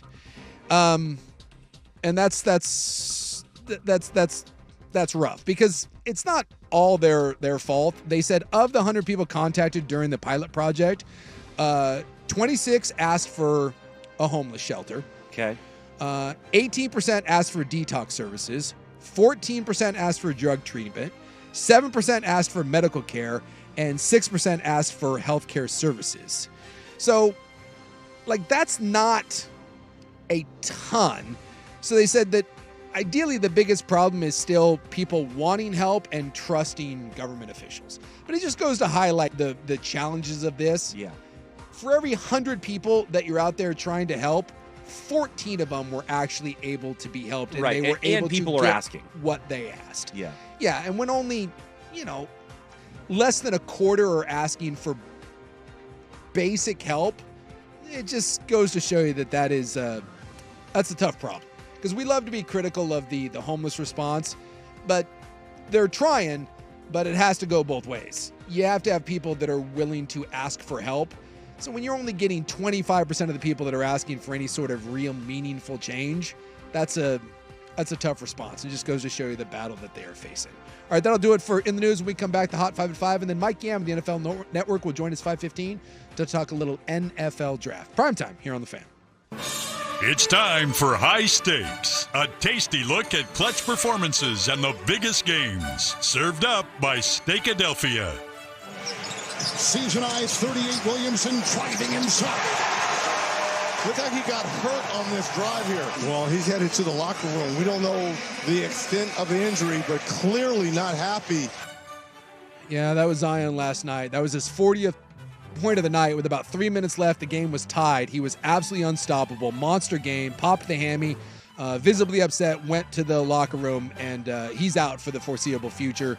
Remember, coming up, they have a do-or-die game against the Sacramento Kings. He is not going to be available for that. Instead, he'll be reevaluated in a couple of weeks. So, essentially, his season is over. That's what's at stake. You feel bad for him because he was dominant last night. The High Stakes Report brought to you by Steakadelphia. Featuring authentic, crazy good cheesesteaks full of cheesy goodness. Visit Steakadelphia on Southeast 59th and Powell, or the new location on Southwest 103rd and Canyon Road in Beaverton.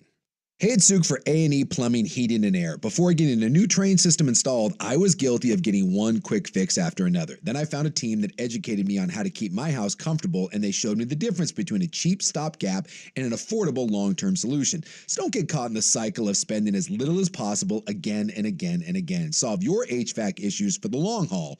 Call A&E Plumbing, Heating, and Air or visit aeheatingandcooling.com, your local independent train dealer. It's hard to stop a train. CCB number 203004. Are you tired of looking at your old grimy and mildewy bathtub, looking to replace it with a beautiful walk-in shower, but cash is tight? For as little as $89 a month, no payments for 12 months for consumers who qualify, remodeling loans can put you into a beautiful new walk-in shower in as little as 1 day. You can rest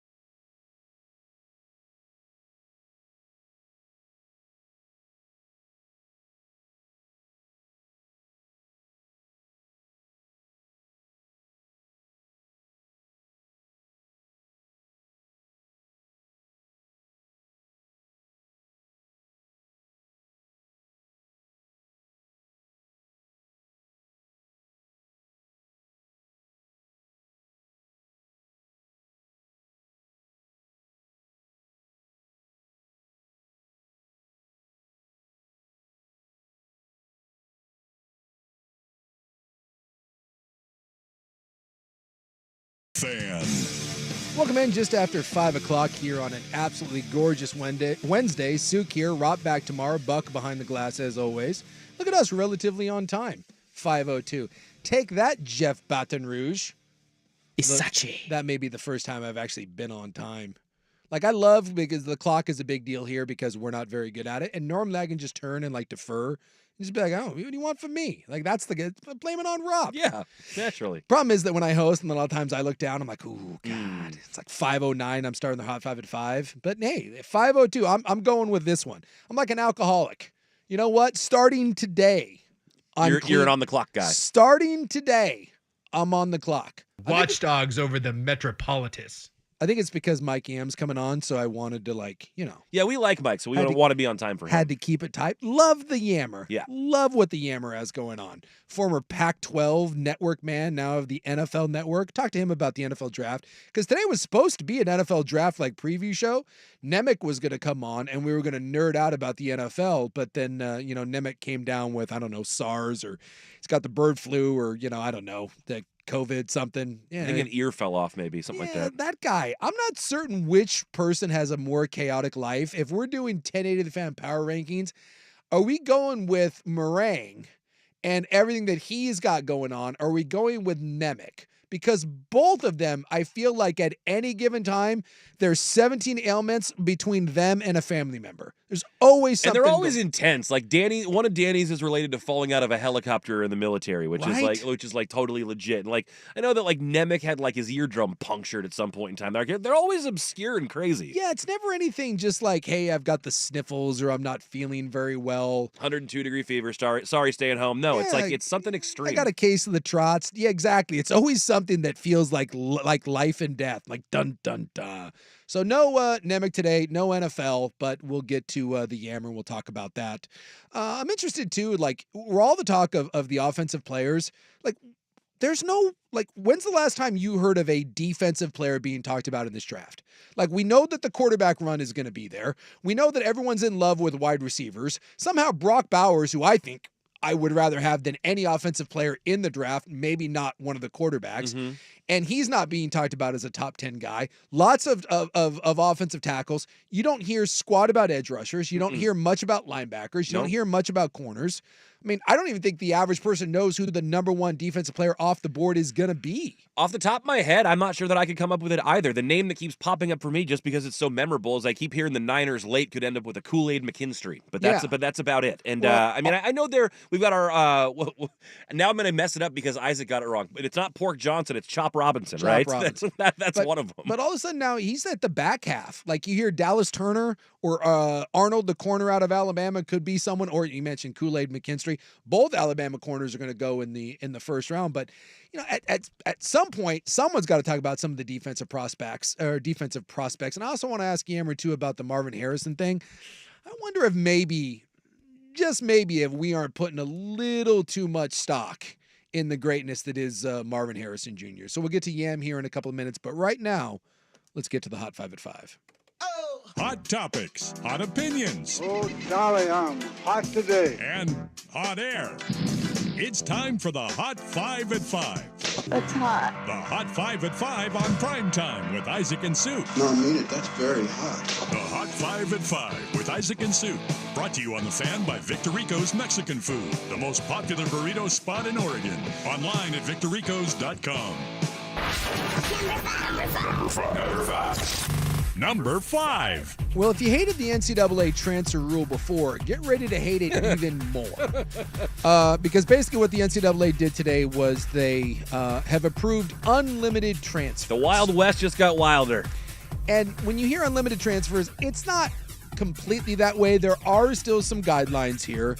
But basically this, as long as you are academically eligible at your new school, and as long as you're progressing towards a degree, which, by the way, are very, very loose, vague terms. Yeah, okay. And schools have a wonderful way of massaging people's grades and keeping them, quote, moving towards a degree. You will be eligible immediately to play as many times as you want at as many schools as you want. Now, have fun with that. There are still 2 transfer windows, and you can't play for 2 teams in the same season. So if you start week 4 and then you decide I'm not happy here, you can't transfer into another school and then play week 6. I mean, that's just common sense, but thankfully that barrier is up. So there are still some guidelines, but no more sitting there. You can transfer as much as you want. You don't need any of this BS, I'm a grad transfer thing.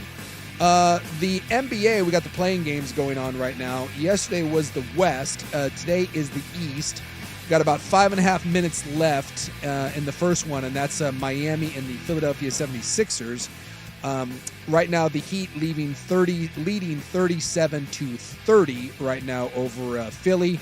And then we have Hawks Bulls tonight. And of course, the winner of the Heat Sixers game, they're automatically locked in to the 7 spot.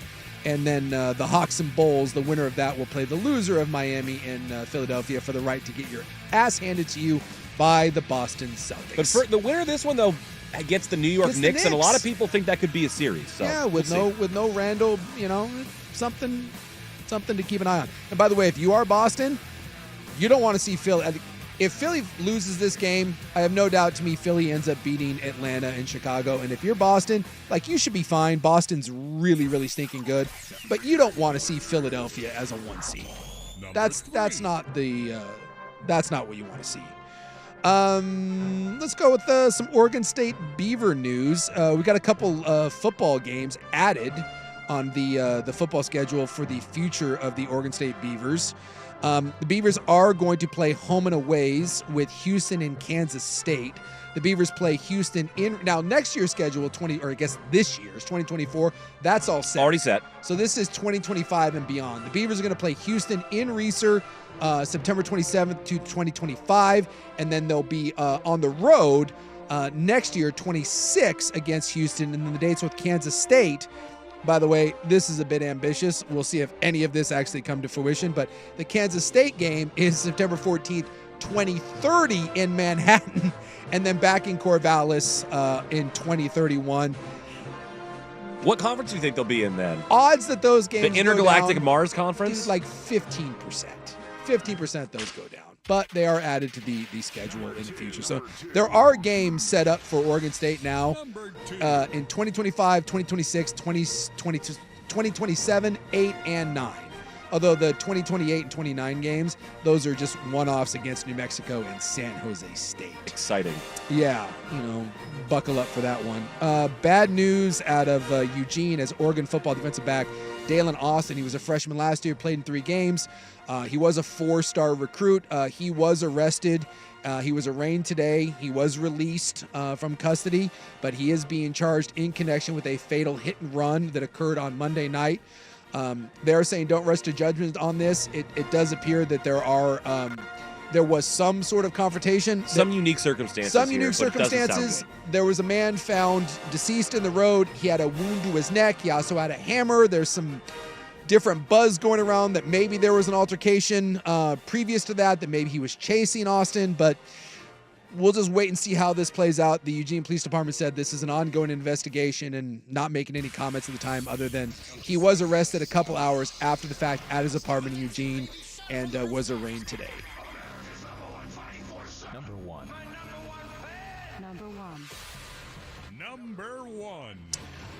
Number one is Jonte Porter. Yes, that Jonte Porter, NBA star. Oh, wait, no one's ever heard of him. But the brother of the more famous Michael Porter, he has been officially banned for not 1, not 2, not 3. That'd be life. He has been banned for life by the NBA commissioner. The NBA said in a statement, there is nothing more important than protecting the integrity of the NBA competition for our fans, our teams, and everyone associated with the sport, which is why Jonte Porter's blatant violations of our game rules are being met with the most severe punishment, that from Adam Silver, and he has been banned. So it turns out that he was indeed not participating in games on purpose to affect his prop bets. His numbers, yep. He was also betting on games that he was involved in, including Toronto Raptor games, and he was betting against his team. And he was also providing information to gamblers about games that he was or other players in the NBA were participating. Also the tune, by the way, of like $120,000. Yeah, I know that one of the people he talked to had like an $80,000 parlay that when Cash was going to pay 1.1 million on his unders, and of course they suspended the ticket because nobody would wager that much on Jonte Porter. Like, how stupid can you be? Now his bets, his smallest bet was $15. His largest bet was $22,000. And his total payout was $76,000, and his net winnings were $21,000. So yeah, you lost your career for 20 grand. Yes, and he, by the way, I mean, he was a two-way player, but I mean, he had an NBA career. Yeah, no, I mean, somebody said his earnings as an NBA player are already at like 2.3 million or something like that. So, you could have just kept on that path for $21,000. Yeah, and I did like how the NBA burned him in the release as well, mentioning that he lost those bets. By the way, the ones where he bet against his own team. How stupid can you be? And by the way, let me just say, like, everyone like blaming gambling and all that. The gamblers are the ones that caught him. This is proof that the system and the fence posts you have up work. Yes. It's like if you have an electric fence and it electrocutes a rabid animal trying to come on your property, your fence worked. It doesn't mean that you're not safe. Although I did find it funny that Shams is the one that broke this story, and you know who Shams endorses? That would be FanDuel. I saw somebody say use the hashtag Porter banned for a $150 free roll. Dumbass. Cost yourself a career for $21,000. Good work, my friend. Good work. All right, the Hot 5 at 5 brought to you by Victor Rico's, Oregon's best burrito, online at victorrico.com. Also, their street tacos, delightful. When we come back, Mike Yam on the NFL Network. It's the Fan.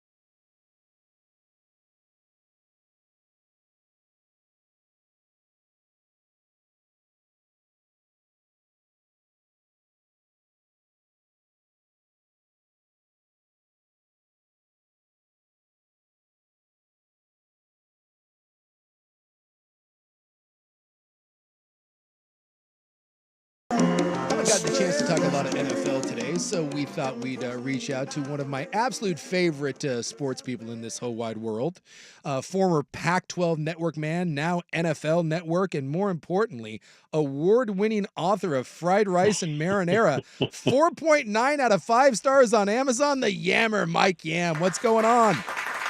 First of all, awesome introduction, man. I always appreciate you and having me on the show, man. I appreciate you mentioned in the book, man. Certainly a huge passion project and have been very, very fortunate on that side. So any young readers out there, or at least parents of young readers, go and check out the book. I appreciate you. I am an owner, although I have gifted it. We were going to a birthday party of a young person of a mixed race. And if you don't know, that's obviously the inception of Fried Rice and Marinara is you being a mixed race child, and how that can cause some challenges and identity and all that. So I bought your book, Fried Rice and Marinara, and we gave it to a nice little 5-year-old friend of ours for a birthday present.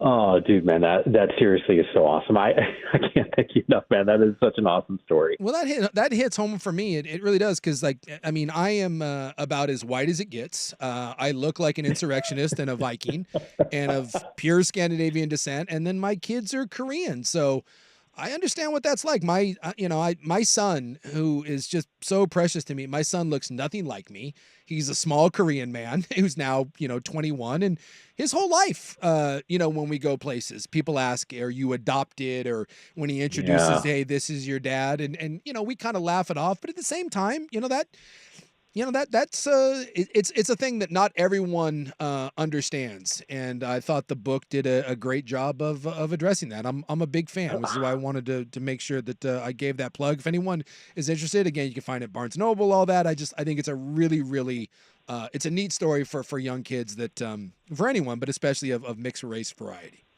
I appreciate you, man. Honestly, that means a ton, especially when you kind of attach it to that story, because you're right. It is you can have those moments, and there's nothing wrong with that. But when you have to answer those questions pretty consistently, over time, it's like, damn, man. But it's a real thing. It's a real thing, and I know people don't necessarily mean it to be a slight or mean, but sometimes just think about it before you open your mouth with, hey, you look nothing like your dad or nothing like your mom. Like, just maybe just leave that one. Leave that one in the hip pocket. Agreed. I did want to talk about the NFL draft, and obviously so much, quarterback, receiver, offensive tackle. I have not heard a single thing about defensive players in this draft. In fact, I've seen a lot of mocks where we may not get a defensive player off the board until 11 or 12. In fact, I don't think we've ever had a draft where we haven't gotten, I think maybe 8 is the latest we've had a defensive player. Are we going to break that this year? It's kind of fascinating that you bring that up, because there's no question that there is such a heavy emphasis on some of these offensive players, especially with the quarterbacks. Look, every single year we cover the NFL draft, it's quarterbacks that are going to be all the rage. And specifically this year's class it's a good one, but then to take it a step further, it just so happens that this year, wide receivers and offensive linemen, specifically the tackles, are a really strong group. The wide receiver group, I think, is as deep as we've seen in recent years. And I think because of that, some of the other positions have taken a little bit of a back seat. Now, I do think there are some guys that certainly have the ability to be first-round picks. We're definitely going to see, look, you get edge players that can get after the quarterback. Latu from UCLA, who obviously, us on the West Coast, we've probably seen a little bit more of him. Dallas Turner certainly comes to mind, the kid from Alabama. Florida State obviously had a really talented edge player in Jared Verse. Or for those who don't, obviously aren't as maybe familiar with his game, Chop Robinson is another player who I think from an athletic standpoint tested really well at the combine. I don't think Robinson necessarily is a lock for the first round, but he's one of those fringe guys that we could see. So those are definitely a couple names, at least in terms of the players up front. Peyton Wilson, I thought, had a really nice combine as well, one of those linebackers.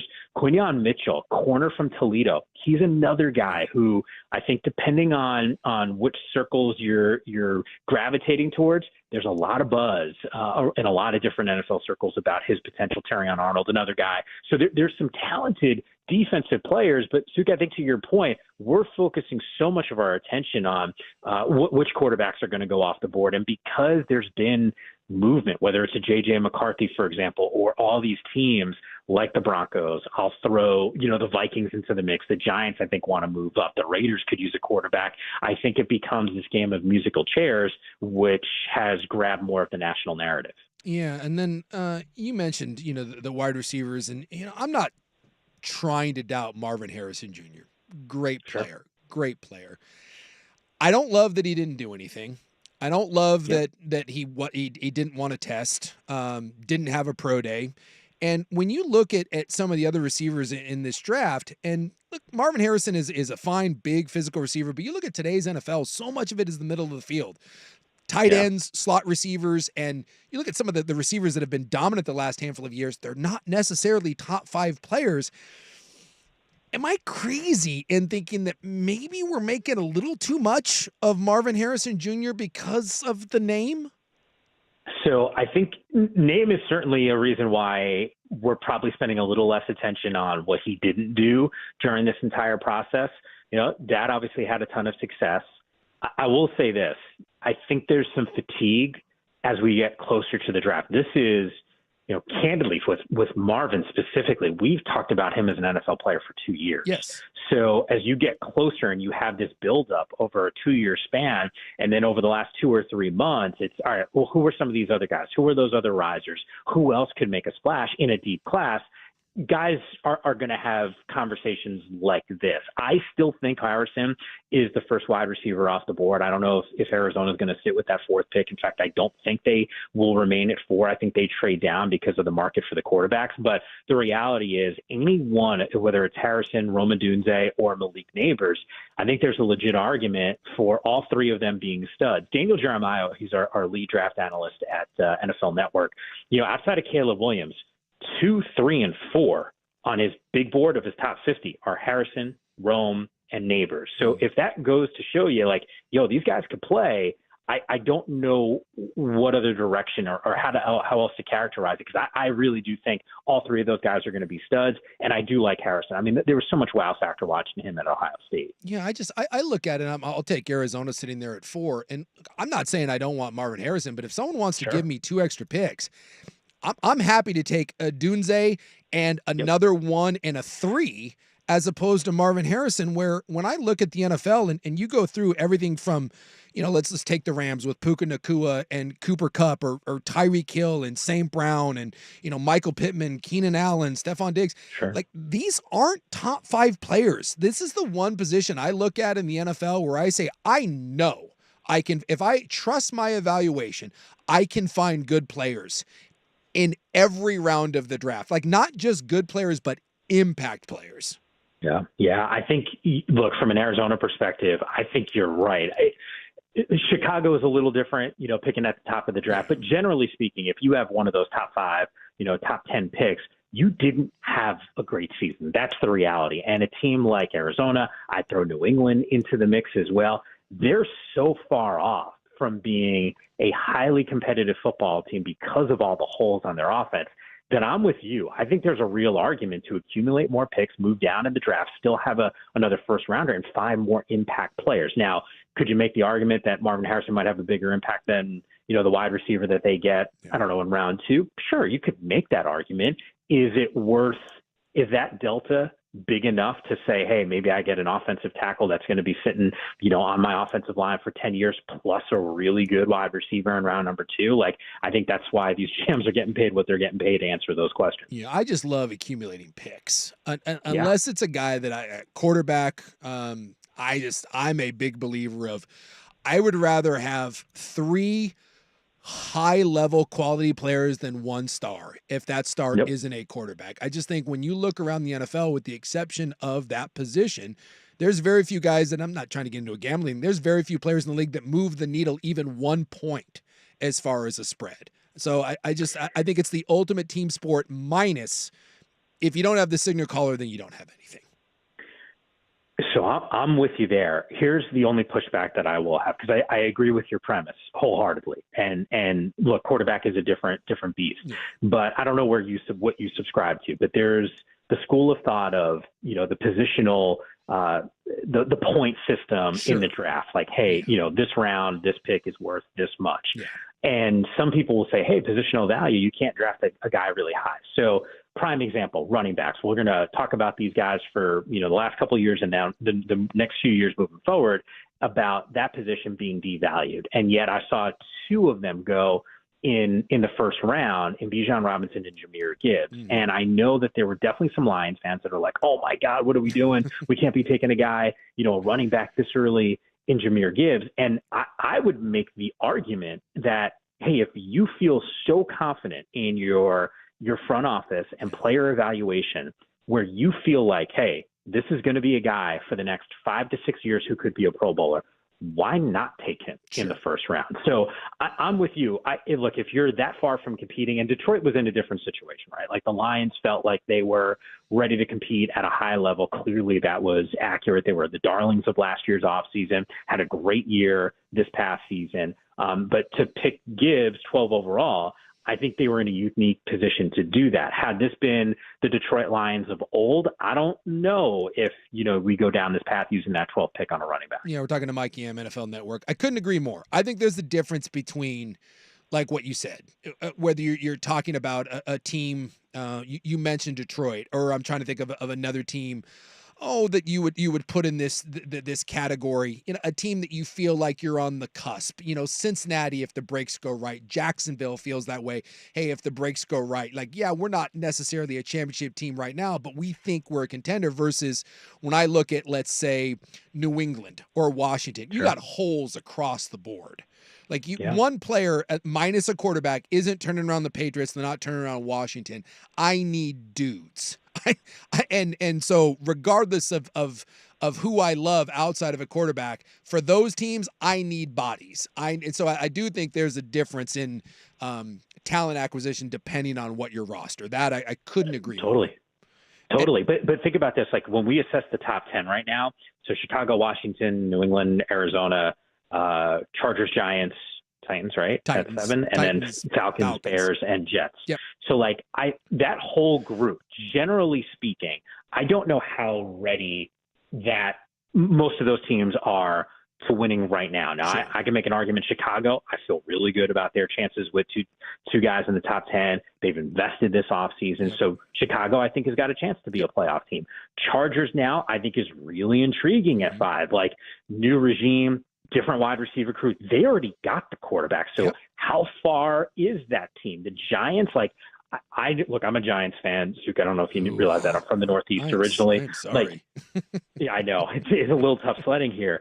Some would argue, hey, the G-men want to move up to grab a quarterback. I would say, hey, you got a lot of holes. Like, would one of those wide receivers be an impact to a Daniel Jones who hasn't had a stud wide receiver the last couple of years? Like, you could make that argument. So generally speaking, in my mind, Atlanta's got to feel like in that division, they're really close. The Jets, we've joked about that. I don't know which direction you think the Jets go. Like, people are talking about Brock Bowers going there. Some would say, hey, offensive line, like, you got to shore that up, making sure, Aaron Rodgers is able to play more than just a couple snaps to start a season. So I'm with you. I think each team has to assess what they have, where they're at with their current roster, and what they think they could be this season.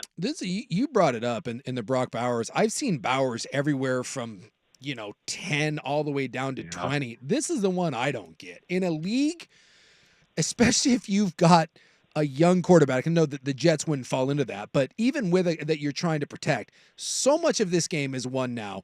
Play action pass, under center, control the middle of the field. Look at what Laporta does. Look at what Travis Kelce does. Look at Mark Andrews. Like, we all fall in love with the outside receiver, but the slot receivers and the tight ends are driving this league right now. And I do not recall, no offense to Kyle Pitts, no offense, I have never seen in my 20 years of doing this what I consider to be a better prospect tight end than Brock Bowers. Why isn't he getting more love? I have no idea. I love it. Especially, how can you not? I mean, look, a year ago, that tight end class in the draft was as good as we've seen. And I'll just quote, Jeremiah on this one. I think he said it was as good of a tight end class as he's ever seen before, or at least in the last 10 or 15 years, right? Like, you can put a disclaimer on that. I think it's pretty accurate based off of what we saw a year ago. Sure. And I'll tell you this. You talk to most people in NFL circles, and they'll tell you that Brock Bowers would have been the first tight end off the board in last year's draft. That's how talented this guy really is. So to your point, I don't know why he's not necessarily getting more attention. I don't think he falls outside of the top 10. I think there's a team that feels like they are so close, right? And maybe it's, I'm spitballing here, Cincinnati. Sure. Cincinnati goes, you know what? Like, we could use a dude like that. How do we make that happen? How do we move up? Because if you're fringe, 11, 12, sort of in that range, like you got an opportunity. And here's, look, the draft is going to play out how it's going to play out. But let's just say hypothetically, the first 4 or 6 of the first 8 to 9 picks are quarterbacks. That changes the complete complexion of this entire thing, because all of a sudden a team like, I don't know, Minnesota, let's say they can't move up, or Denver can't move up. If they don't get that quarterback that they need, they might be willing to move down in the draft, right? Collect some of those picks and assets and allow a team like Cincinnati at 18, for example, or pick any team that's, wants a tight end like that or feels like they are close to move up and swap one of those picks to go and get a difference maker. Yeah. Like if I'm the Indianapolis Colts and I've got a young quarterback that maybe struggles to really feel a little bit, coming off an injury, and his best friend is going to be a run game, play action, pass, whatever it takes for me to get Brock Bowers, sign me up. That is a security blanket for any quarterback, whether you're talking about a team ready to contend or, again, a young player, a young quarterback that you're trying to grow and develop. It can absolutely be his best friend. I know we got to cut you loose here, but give me, of all the quarterbacks, there's always one, we do this every time where we fall in love with quarterbacks, there's going to be one that slides, whether it's a couple spots or all the way down. Who do you think, if we're talking about the 5 potential first round quarterbacks, who do you think is the guy that maybe ends up slipping a bit? Well, I don't know how you feel about the order, but we'll just throw Caleb, Jaden, Drake May, Penix, JJ McCarthy, and Bo Nix. So if there's 6 dudes, I think it's probably Bo. But I'm going to be honest with you, Suk. Like, I don't think he falls out of the first round. Yeah. I think there's going to be such a run of quarterbacks early, and because teams need that guy, I mean, there's legitimately 7 or 8 teams that I think could make an argument to go and draft it. And the reality is, I just name checked 6 of those quarterbacks. So I think Bo, if he, and I'll use the air quotes around slides, I think he's still a first round pick. Yeah, it's gonna be a very, very interesting draft, because like anytime quarterbacks are involved, there's gonna be a run on them. There's gonna be movement and trades up and down. Sure. I think we're gonna get a very, very active first round of the NFL draft, to say the least. Yeah, I'm with you, man. And like I said, it's always good to be with you, dude. So next, I don't know, post draft, let's do this again. Absolutely. He's Mike Yam. You can find him on the NFL Network. And again, I want to recommend it. You can find it at Barnes & Noble. You can find it on Amazon. Fried rice and marinara, and I thought you would enjoy this. This comes to us via our Vancouver Ford text line that came in while we were talking. I'm Korean. My wife is blonde and blue eyes. Fried rice and marinara has been read and beloved by all 3 of my kids. That one from P1 Rufio. So just thought I'd throw that out there. That is amazing. Yep. I appreciate it. By the way, it's animated and it's on YouTube right now, and that's totally free. So it's an animated version. And the group that did it is a company called Vooks, which is Portland-based. I got connected with them because of our good friend Lamar Hurd with the Portland Trailblazers. There's some Oregon State ties that are there as well. So a local Portland company that's trying to kill it right now, and they're crushing it. They're doing an awesome job with animated children's stories. So very cool. Encourage some people to check that out. Go check it out. Get the book. Check it out on YouTube. And again, find him on NFL Network. Yammer, one of my favorites. Always appreciate catching up with you. And let's do it again after the draft. Anytime, man. Take care. There you go. One of the really, really nice guys in the business. And when we come back, we'll touch upon some NFL draft stuff, kind of some thoughts of there, what we were chewing on. And before we head into Club 1080, here, though, Buck with SportsCenter. Now, from the Fan Sports Desk, a SportsCenter update on 1080 The Fan. Brian Buckley with this SportsCenter update. First on the Fan, NBA playoff play-in action is underway. The 8-seed Miami Heat visiting the 7-seed Philadelphia 76ers, with the Heat with a 12-point halftime lead. They're just getting underway in the second half.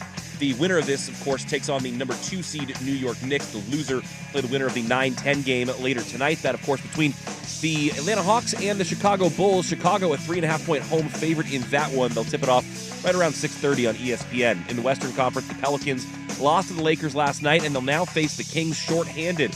The 8th and final playoff spot is up for grabs in the Western Conference, but the New Orleans Pelicans going to be without Zion Williamson.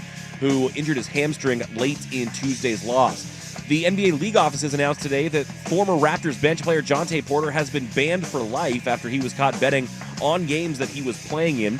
On the college gridiron, Dan Lanning and the Ducks earned a commitment from 6'1" Missouri prep receiver Isaiah Mosey. He's considered a four-star talent and had offers from Alabama and LSU, among others. The Mariners were in matinee action today up at T-Mobile Park, looking to complete the sweep of the Cincinnati Reds, and they did just that. 5-1 winners. Bryce Miller goes 6 innings of one-hit ball. Mitch Garver, one of 3 players, hitting a home run. More sports scores and stories in 30 minutes. I'm Ryan Buckley at the 1080 The Fan Sports Desk. Listen live or on demand on the Odyssey app, the Fan's desktop player, or tell your smart speaker to play 1080 The Fan. Live, local, and free. No subscription required. Portland's sports leader is 1080 The Fan. It's time for Who's Leading the Charge.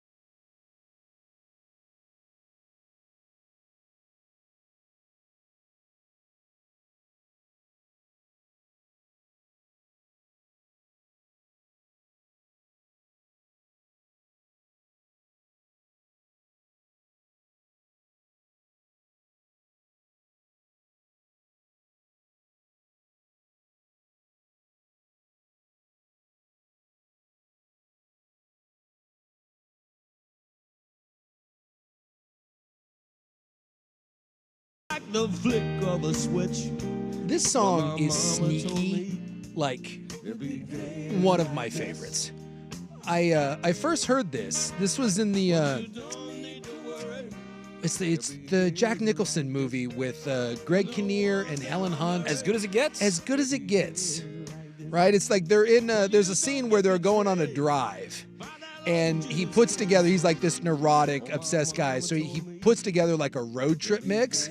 And this is he starts off I like, forgot about that scene. Yeah. yeah, he starts off with like YMCA or something. And he's hyper aware and almost paranoid about what's on the mix, right? Yeah. Yeah. And then he's like, everyone's like, oh my God. He goes, no, I'm just kidding. I've got good stuff. And he launches into this. That's the first time I'd heard this song.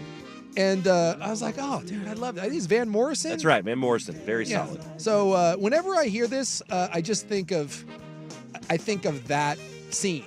It's funny that I'm a big movie guy, but there's just so many times that a song will attach itself to a movie. And Sure. it's a really good movie, but I wouldn't say it's like one of my favorites or whatever.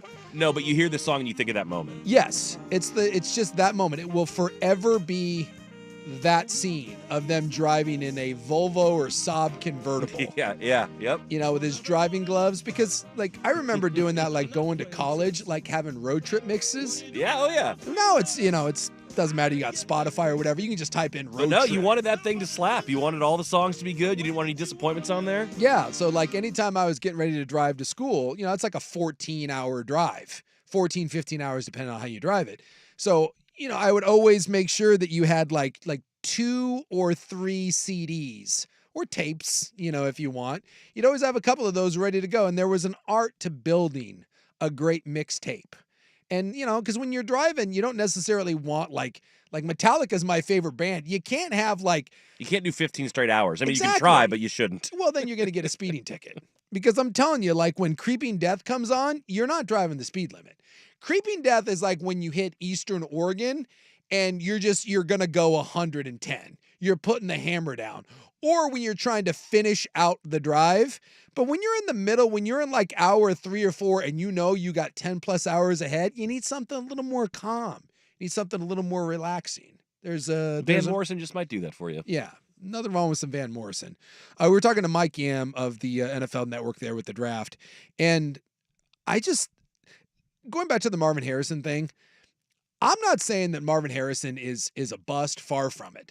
But I think that we, as a collective, I don't know anymore if there is a position that we overvalue more than wide receiver. I just really don't. Like, if we undervalue running backs, and we're like, we devalue it. That's probably fair. We the wide receiver is the overvalue. The only one that I would say, and not because the position is, but I feel like we are so desperate for people to be good edge rushers that sometimes we say guys are great edge rushers when they're not because the position is so crucial. Sure. Does that make sense? Yeah. Well, and you are seeing more and more teams now. Look at the Niners. Like, it is not about having one edge rusher anymore. It's about having 4 and 5 guys. Waves of them that you can rotate. You can rotate through.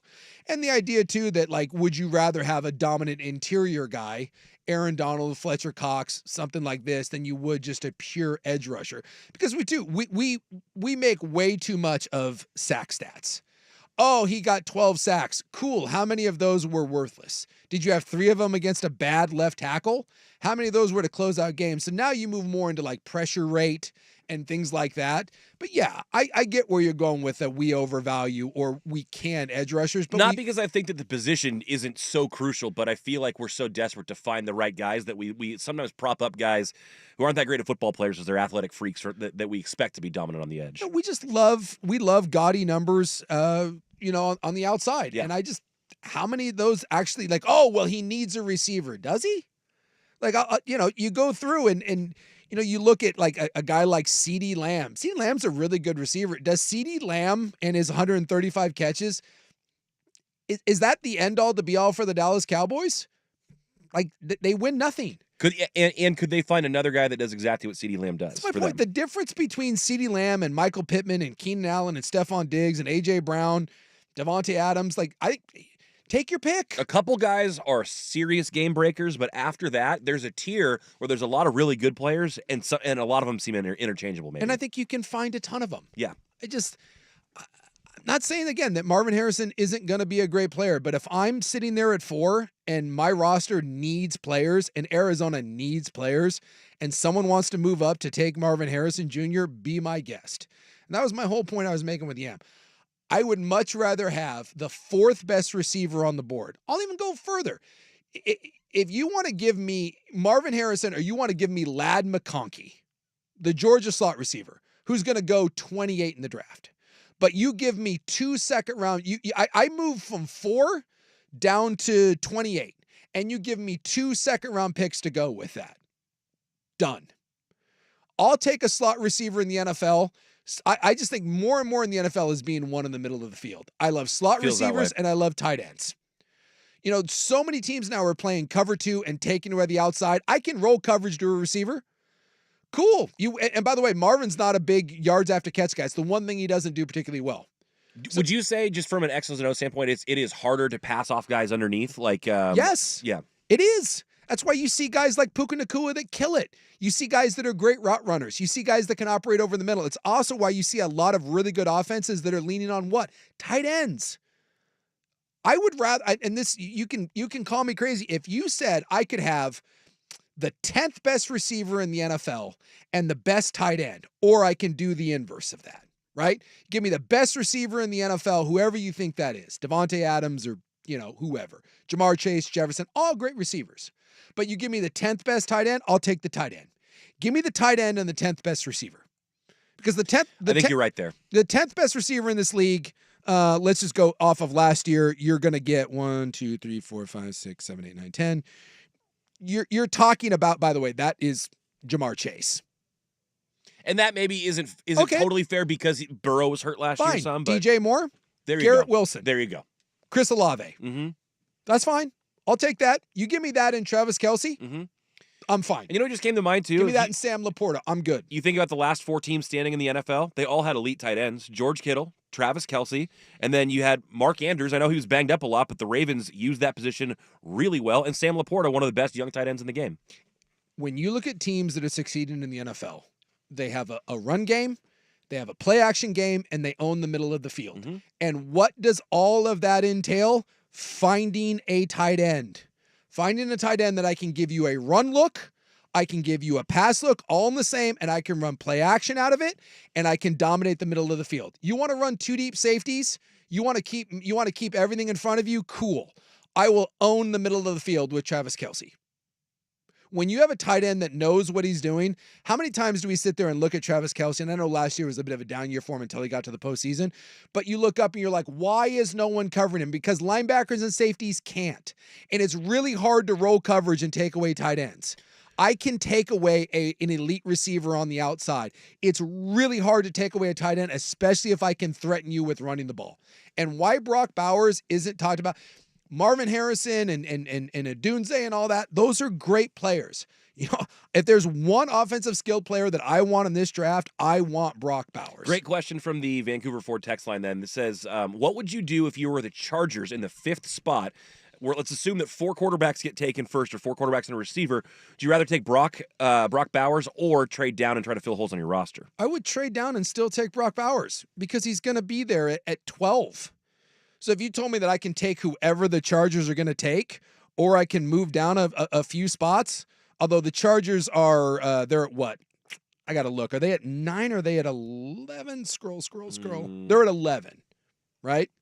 All right. Then yes. At 11, I would just take Brock Bowers. And they may go O-line. And by the way, they're going to go O-line because Jim Harbaugh has a stiffy for O-linemen. They're either going to take Fuaga, the tackle out of Oregon State. Maybe they go with the tackle out of Washington. They're going to take a tackle. And that's fine. You're going to go an O-lineman. But if I'm the Chargers and I'm taking a skilled player, give me a tight end. And maybe, by the way, that Harbaugh looks at that because what does Harbaugh want to do? Run the ball, play action pass, own the middle of the field. Brock Bowers to the Chargers, and if I'm Justin Herbert, I go to Jim Harbaugh and say, please. Thank you. Please, can we take Brock Bowers at 11? Because, yeah, you can't trade back from 11 and probably get Bowers. As much as I've seen some drafts have him at 19 or 20, I got to believe somewhere in the 10 to 14 range he's going to go. But if I was sitting there at 6 or 5, and my choice was one of the receivers, or move back 5 spots and get an extra pick in Brock Bowers all day long. Yeah, that makes sense to me. I just think I can find receivers. Yeah, I think you're right.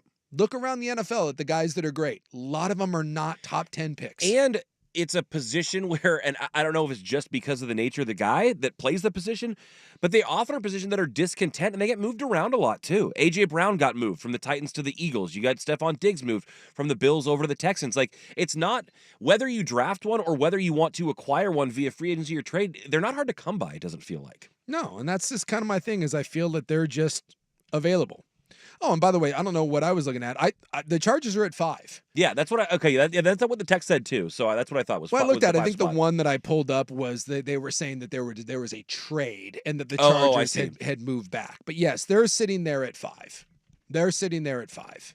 So yeah, if I'm sitting there, I'm trading back. I just am because I want at 5 if I can move back to, let's say, 10 or 12. Yeah, stay in or near the top 10. Could I get my tackle and my tight end, as opposed to taking someone at number 5? Mm-hmm. Can I move back, acquire an extra pick, and end up with Brock Bowers? And let's say I get Brock Bowers at, 13, and then I can get another pick somewhere in the 20s and land a tackle and Brock Bowers. I would much rather have that than whoever I'm going to get at number 5. I'm a tight end slot guy. To me, when I'm building my roster, and I think Harbaugh is kind of in line with this, run game, control the middle of the field, I think is where you win in today's NFL. Speaking of winning in today's NFL, the winningest coach of all time, no one wants to win with him. Good story out of ESPN today on Bill Belichick and will he ever coach again. We'll talk about that before we move on to Club 1080 right here on The Fan. It's time for a Ducks Report, the inside story on Oregon athletics. Brought to you by Mods PDX. The future of building is here. Well, Snook, do you want Ducks ticket sales or do you want Ducks recruiting news? Give me the tickets. What do we got? Sold out season tickets for 2024. The Ducks have done it. And if you want tickets for 2025, you can already put down your deposit for a mini pack. The Big Ten Oregon Ducks. But yeah, sold all the way out. All right, well, building something good there in Eugene. That Dan Lanning guy. People love him. They seem to like him. Yeah, you got to win something, though. Yeah, got to win. This is true. Winning the Big Ten would be nice. The Mods PDX Duck Report brought to you by Mods PDX. The future of building is here. Stone Creek Golf Club was just named the best public golf course in Oregon with green fees under $100. And for good reason. The Peter Jacobson Design Course features stunning views of some of the best greens in the state. Stone Creek offers the best of the Pacific Northwest for your next round event or tournament. But that's not all. You can save big with excellent twilight rates after 4 p.m. or find exclusive online-only offers at stonecreekgolfclub.net or by booking through the Stone Creek app. Book your Stone Creek tee time today. Hey, it's Souk, and let me tell you, there's a huge difference between having just a backyard and a true outdoor living space. After Vulcan Design and Construction finished with the project at my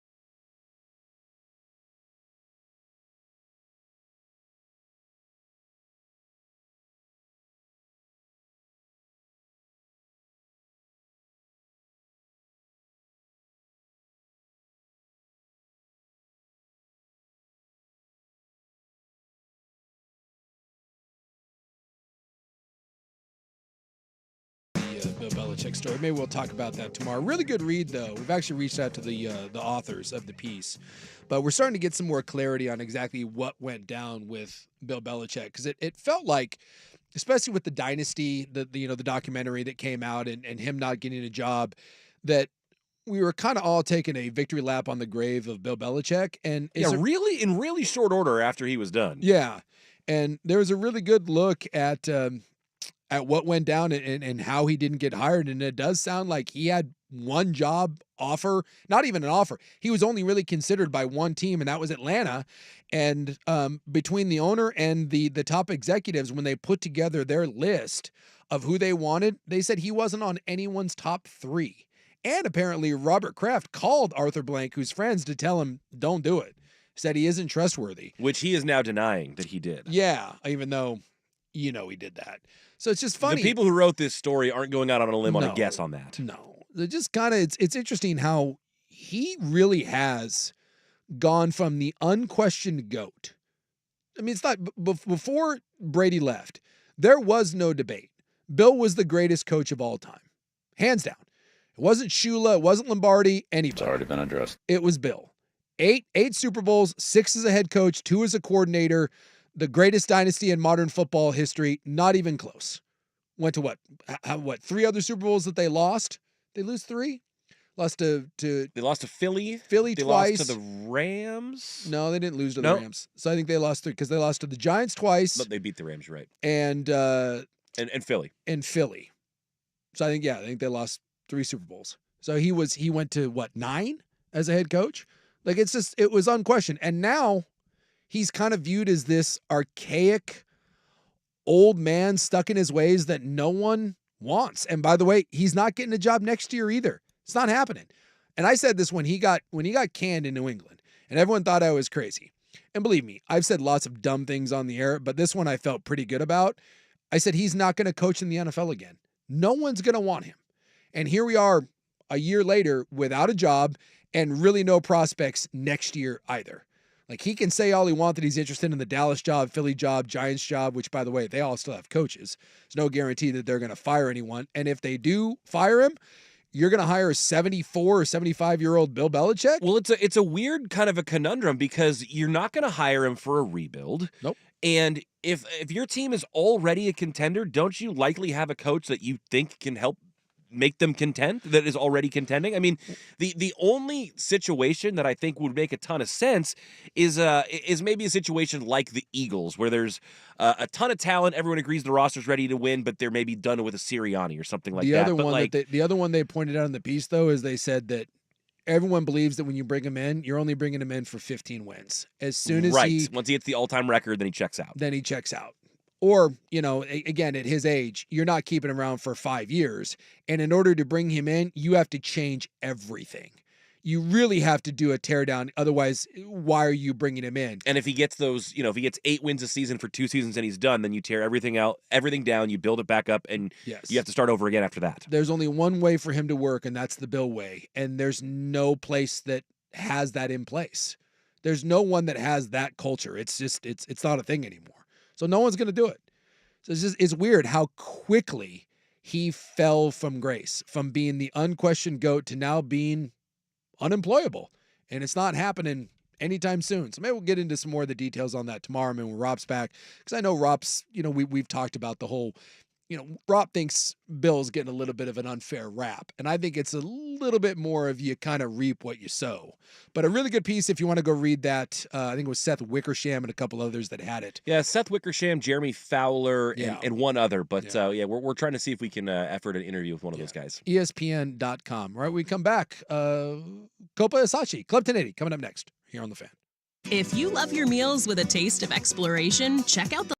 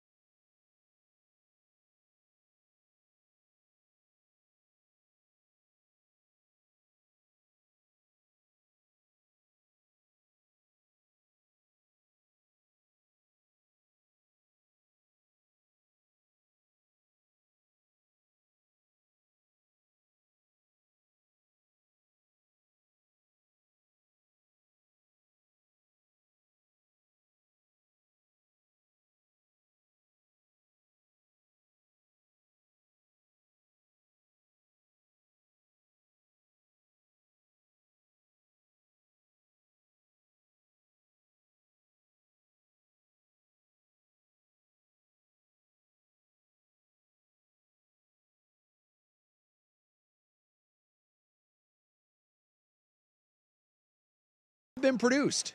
So I believe on tomorrow's club, we will make the big announcement of you will be able to purchase. I believe starting tomorrow, possibly Friday, but I think it's tomorrow.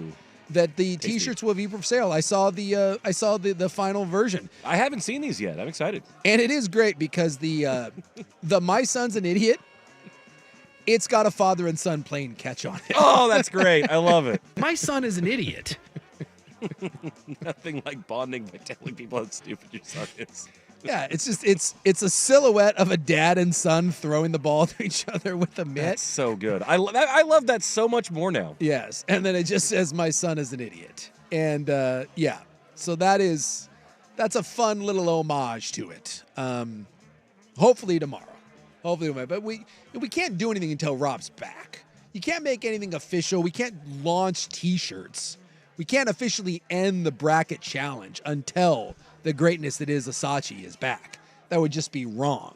Isachi. So, give you something to look forward to tomorrow. All right, when we come back, I've got Weekend at Bernie's news. Ooh, and nice. And this is going to lead to a longer question because I had this conversation that I'm going to piggyback off of this Weekend at Bernie's thing. Because, my mom is like in an assisted living house right now. And she's hoping to move out, right? She's hoping to get back to be able to live on her own.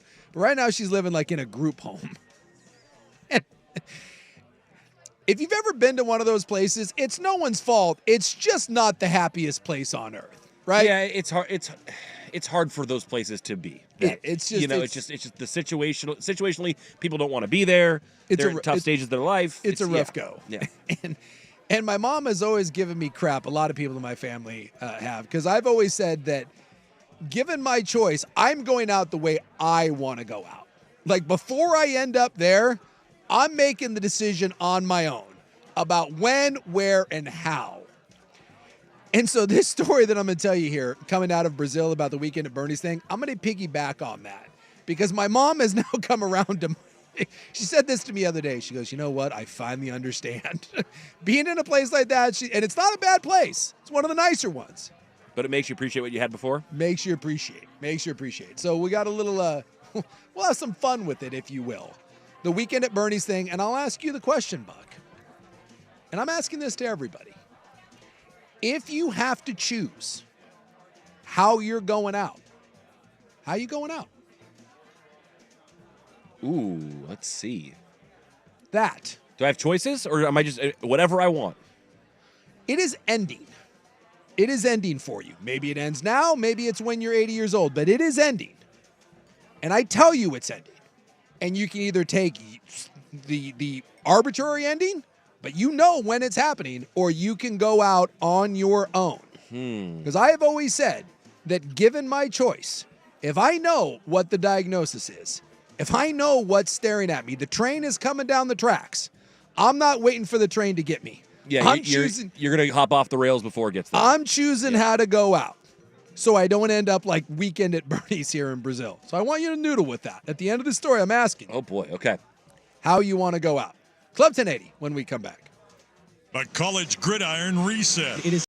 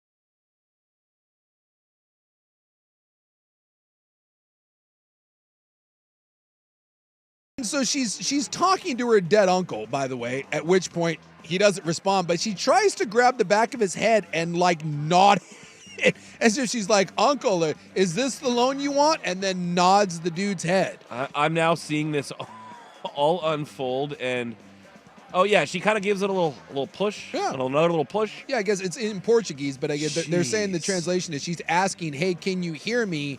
Are you listening? Do you want to sign? And then she just takes his head and shakes it. Little jiggle. And nods it. It says that he's clearly not talking back. Yes, because he's dead. Then, if it gets even weirder, she holds up his hand and puts a pen in it and tries to get his dead hand to sign it.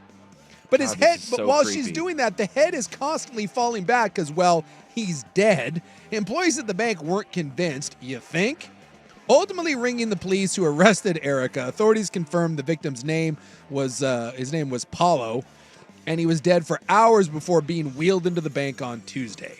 Erica may be charged with theft through fraud, embezzlement, as well as abuse of a corpse. Yeah, courts are trying to determine attempted theft through fraud. Yeah, the courts are trying to determine how the man died or if any other family members were involved. I also, because this was a mere hours after his passing, this means as soon as the lights are out, her first thought is, all right, clock's ticking. Like we gotta make our move. Find out which branch is open. Find out where we're going. I mean, or you've had the plan set for weeks or months, and you're just waiting for the moment. And you're like, all right, plan's in motion. Let's go. But that is right. Boy, that's some creepy ass stuff. So clearly, it was an old man under the care. This is why this is a dead serious conversation I had with my mom, and it led to a whole other morbid conversation I had with a buddy of mine. Because everyone in my family has been they get very mad at me when I talk about this. I talk very frankly about it, right? I understand, like I'm not living till I'm 90 years old, okay? Look at this side, like giant dogs don't live long. Great Danes don't live to be 17 years old. It's always some little chihuahua. Sure. Also, I've ingested a lot of things in my life. There's a lot of miles on my body. Like, I understand this isn't well built. This isn't fine German engineering right here. But you know, that's also like people say, well, if you don't do all those things, what's the point in living to 90? Exactly. So, I mean, you made your choice. You're good with it. Exactly. Yeah. Right? I smoke cigars. I drink. It's like, I understand the trade-off. If I die when I'm 75, I understand that I'm dying at 75. Like, if modern medicine improves and I live to be 100, great. But I don't think that that's probably in my fate. I'm also not afraid to die. I don't want to die, but I'm not afraid of it. You know what I am afraid of, though? I'm afraid of dying a horrible death that is beyond my circumstances. That's what I don't want. I've seen too many family members and too many people that I know go out like that. Mm-hmm. And that's all I'm saying. And I told everyone in my family, and at first they were like, oh my God. And people think it's morbid, but anyone that knows me knows I'm not kidding. My biggest fear is like dementia or ALS. So where you lose your faculties. Lose my faculties or my ability to function, right? And I have said this a million times over, that if that happens and they diagnose me with like dementia or Alzheimer's, while I still have my faculties, I am going to rent the biggest, baddest cabin cruiser that I can have. I am going to go spend an entire day out at sea having the grandiose party of grandiose parties. Anything and anything that I want to do on that boat is going down in international waters, and guess what? I'm not coming back. Anyone that wants to come out on the boat with me, great. No one try to talk me out of it. No one try to tell me no, because at the end of that trip, I'm pulling a Patrick Swayze, and someone's going to be like, I don't think he's coming back. And I'm not. I'm choosing to go out the way I want to go out. And everyone always is like, oh, I can't. You're going to change your mind, and you don't know what you're talking about. Whatever. And my mom now being in an assisted living place, just the other day, she finally looked at me because of and she's not this way, but some of the people that are in her home, she looked at me and goes, if I ever get like that, you know what to do. And then she's like, I finally get what you're saying. And I'm like, aha. And that led to me having this morbid conversation, because everyone knows that I've been going on for years and years about this. And they were like, oh my gosh. And that's when I asked, if you could go out, you get the diagnosis. They tell you you've got a week to live. And by the way, at the end of that week, it's going horrifically. You're not going to die in your sleep, because that's what everyone says. Oh, I'll just die peacefully in my sleep. Doesn't usually happen that way. No. I always say this about Mother Nature. Go look at any animal death in nature. It's not pleasant. No. Mother Nature is a bitch, and it goes awful. And so that's my thing. You don't get to choose 87 years old and dying peacefully. No. I'm telling you, there is a bad beat coming. And I'll ask you, do you just take the bad beat? You're like, nope, I'm going to die of bone cancer and sit there and rot and have this horrible, the last 3 weeks of my life, the worst mind-numbing pain known to man, or you can choose to go out. Sure. And so I ask you, how do you want to go out? Because I'm going cabin cruiser and my boat trip. The other one that I've thought too is like motorcycle Grand Canyon. Just renting like the biggest, baddest Harley I can find and gunning that thing as fast as I can. And by the way, in front of a bunch of people. Like wait till it's a really busy day at the Grand Canyon and then just head off. And then I want everyone around to be like, what? Did he think he was going to jump the Grand Canyon? What was he attempting there? Very Evel Knievel of you. Exactly. Just Thelma and Louise it. And then that's what it is. It's the Thelma and Louise right there. Yes. I want my final moments to be where my brain is like, holy hell, this is happening. Like the adrenaline endorphin rush, jumping out of a plane, Johnny Utah style, sign me up. I talked about Patrick Swayze, Point Break. No. Keanu Reeves, Point Break. Sir, like rent like a legit plane, like through the whole skydiving thing. And then just jump out without your pack? Yeah, and they're like, Mr. Sakanik, you need to strap this parachute on. Got it. And then See just ya. go like, ha, ha, ha. Bye. And then away I go. Just leave everyone with a story. Because for the rest of that guy's life, he's going to be like, dude, the craziest effing thing ever happened to me. I took this old man up skydiving, and he didn't put a chute on, and he just Peter Panned right out the door. Well, like this texter says, take a cyanide capsule while skydiving into an active volcano. See? That sounds great. Yes. It's amazing. This is so much better.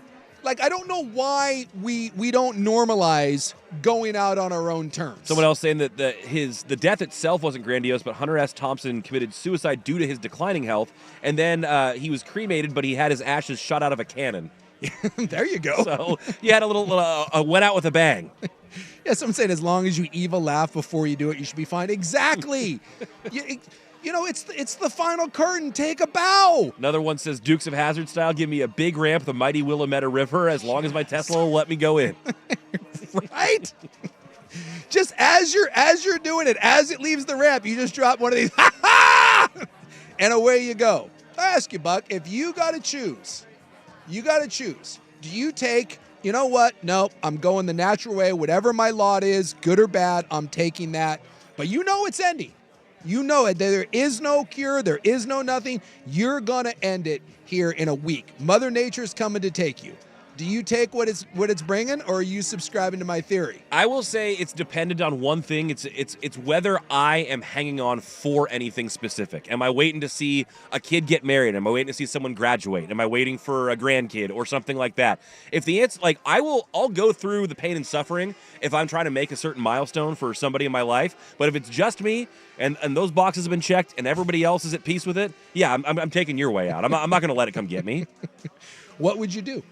I mean, I do kind of like the skydiving idea. Like, right. I've heard of people that go skydiving over the Great Barrier Reef and how gorgeous that is. Go over that without a pack, and you die on impact. That's that. That seems not so bad. Yeah, right. I think there's something to that. Like, what would that feel like in your final moments to know that you jumped from that? Because I've always had that. I've always said that there's an actual condition. Whenever I'm up on something high, I know what you're talking about. Yeah. Right? It's a real thing. I'm not scared of heights. It's actually the exact opposite of that. I'm actually quite comfortable being up high. But anytime I'm up on something that's high, I always in my brain, What if I jumped? What if I jumped? Uh-huh. And it's like it kind of freaked me out at first because it's a real like thing where I'm like, oh my God. And I think a lot of people actually go through that. Yeah, it's very common. It's a real condition. There's a name behind it. Finally giving into that would be one of those like, oops.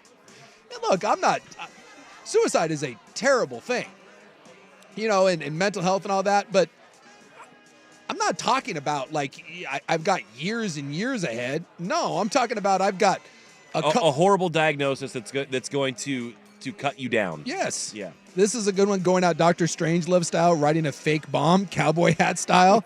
That's pretty good. I'm sorry. You think about you'd be the front page of every newspaper. Local man rides fake bomb down. This person says, "Blow me up like the whale that beached on the coast in the 70s." Yes. Yes. Yes. Yes. Just an homage to Oregon as you go out. Dude, wear a whale onesie. Go find like a furry whale outfit, one of those, and just strap yourself with a bunch of dynamite. Oh, man. Just away you go. There'd be nothing better. Vancouver Ford text line, just like an O-lineman trying to quit in the fourth quarter. Yeah, well. Hey, look, if we're down... If you're taking out my knees, then yeah. If we're down by 65 and I'm playing on 2 torn ACLs, you know what, Coach? Take me out. P1 Adam says, I'm going to go skydiving and try to do a header right through my worst enemy's house. Take out an enemy while you're at it. Dude, okay? I love the active volcano situation I going do down too. here. Yeah, active volcano, cremation solved, family doesn't have to pay for anything. Now, of course, this one has come in 2 or 3 times. By the way, you don't get to be Bruce Willis. I mean, everyone would choose to go Bruce Willis. Armageddon? What if you did, and I don't know if this would work, what if I just went like hot air balloon? Like I just said goodbye to everyone on the ground and you just start going up and you never come down. You see what happens. And you just go as high as it goes. Right? And that thing either shuts down or you run out of oxygen You run out of, or I don't know. like it. See? That's the Patrick Swayze thing. The Swayze Point Break. Bell's Beach. Yeah, you just paddle out. And by the way, Which was filmed in Oregon. If you do that, that was filmed in Oregon? Yes, it was. Oh, I'd say you got to go to Bell's Beach in Australia to do it. Just so someone can be like, I just want one person to be like, what is he doing? And someone else to be like, I don't think he's coming back. I don't think he's coming back. Yeah, you go find 100-foot wave and be like, hey, does he even surf? And be like, I don't think so. What is he doing? You wear, like, I can get like a Swayze, like ex-president's the Ronald Reagan mask on. But the Bruce Willis one is the ultimate. Like, there's no better death. Find me a better death than Bruce Willis Armageddon. And if you don't know that, right, they're on the asteroid that's coming to kill planet Earth. Ben Affleck, who's marrying his daughter, is the one that draws the straw that he has to stay behind, blow up the asteroid, save the Earth, but die while doing it. Willis shoves him back into the hatch, says, you marry my daughter, I'm not letting you do this. I'm not letting you do it, and then he blows up the asteroid and saves the Earth. And his daughter's love. And his daughter's love. The greatest death of all time. The Bruce Willis. Find me a better death than Bruce Willis. So yes, if there's an asteroid coming to Earth, sure, and you can Bruce Willis the S out of that, but by all means. But let's be realistic here. You're not going to get a chance to Bruce Willis it. Because someone said, I just want to die being a hero, saving others. Well, of course. Who doesn't want to die saving others? But what are the chances of that? I can't manufacture a crisis and then be like, well, now I get to save everybody. Yeah, you just hang out in a really rough area and then you take a bullet for someone. Yeah. I mean. Someone said this is morbid. See, I don't think it is. Everyone always says that. Anytime this conversation is brought up, everyone always says that, oh, this is so morbid. Why? Why is that morbid? Here's a hint, everybody. No one's making out of this alive. Nobody. Last time I checked, death undefeated. Now, you can believe that you're going to come back. We have a complaint that we've spoiled Armageddon. 20 plus years old. No. So I don't know why this is everyone always thinks that everyone in my family always thought this was such a morbid conversation. I'm like, I think the more you think about it, and especially when you have experiences like the one your mom had where you see others going through it, it's not as hard to wrap your mind around. Exactly. That's why I said I don't want anyone to cry. If that happens, no one cry. That's the other reason why I want to do it kind of in a big way so that people how can you cry when that happens? Be like talking to my kids hey, how'd your dad go? Well, he had this idea. Had this theory on how to go about it, and he rented this boat or he rented an airplane, and then when you're telling that story, at the end of it, you have to be like, oh my God. And then someone's going to be like, your dad was insane, and they're going to be like, yeah. And there's a little chuckle. I'm not leaving sadness, I'm leaving behind humor. Right? It's the last thing you get to do on this earth, and instead of leaving everyone with tears, I want to leave them with tears, but tears of joy. Go out with some flair. Right? Go out with a 9.8. Don't go out with a 3.1. Hit that half gainer. I like where your head's at here. How would you want to go? And I've got a story when we come back of this might be the ultimate ex-power move that I've ever heard of. You ever had a crazy girlfriend that tried to get back into your life? This lady takes the cake. Club 1080 when we come back. Here, though, Buck with SportsCenter. Now, from the Fan Sports Desk, a SportsCenter update on 1080 The Fan. Ryan Buckley with this SportsCenter update. First on the Fan, NBA playoff play-in action going on right now. And the 76ers now trying to ice away the game after the Heat have blown a 12-point halftime lead. It's currently 97-93 in favor of the Sixers. They're shooting free throws with about 24 seconds to go. Check that, 100-96. And with Tyrese Maxey making one more, it's now a 5-point game with 24 seconds to play. The late game coming up, the loser going home between the 9 and 10 seed Hawks and Bulls. Chicago, a 3.5-point home favorite. They'll tip right around 6:30. In the Western Conference, the Pelicans lost to the Lakers last night and got some tough news as Zion Williamson going to miss the final game of the playoff play-in against the Kings with a hamstring injury that he sustained late in last night's game. The league offices also announced today that former Raptors bench player Jonte Porter has been banned for life after he was caught betting on games that he was playing in. More sports scores and stories in 30 minutes. I'm Ryan Buckley at the 1080 The Fan Sports Desk. Listen live or on demand on the Odyssey app, the Fan's desktop player, or tell your smart speaker to play 1080 The Fan. The Fan is live on YouTube and Twitch. And now, Window Nation brings you on-demand videos. Watch Window Nation's window into 1080 The Fan. Join 1080 The Fan and Odyssey as we all do our one thing. Together, millions of things for our planet. This Earth Day, we're teaming up with Free Geek for our Tech Now Drive. On April 19th, bring your unused laptops, tablets, and mobile phones to Washington Square. Free Geek's goal is to divert technology that would otherwise be recycled or thrown away, refurbish it, and give it back to our community at low or no cost. Our Tech Drive is Friday, April 19th from 11 to 4 in the Washington Square Mall parking lot. For more info, go to freegeek.org/technow. Lowe's knows pros need the right tools for every job. That's why we sell the largest in-store selection of Klein tools anywhere. Find new items like the self-leveling green laser level for just $159.98. Plus, shop the Connect pass-through socket set for $49.98, which you can only find at Lowe's. Shop Klein tools in-store and online today, because Lowe's knows tools. Lowe's knows pros. eBay Motors is here for the ride. Go ahead, feel your engine. Admire that perfectly installed exhaust. Your vehicle's moving along this freeway like it was made from fresh installs and a whole lot of love. With eBay Motors, you get over 122 million parts to keep it running. And with eBay Guaranteed Fit, they'll be the perfect fit every time. Plus, at these prices, well, we're burning rubber, not cash.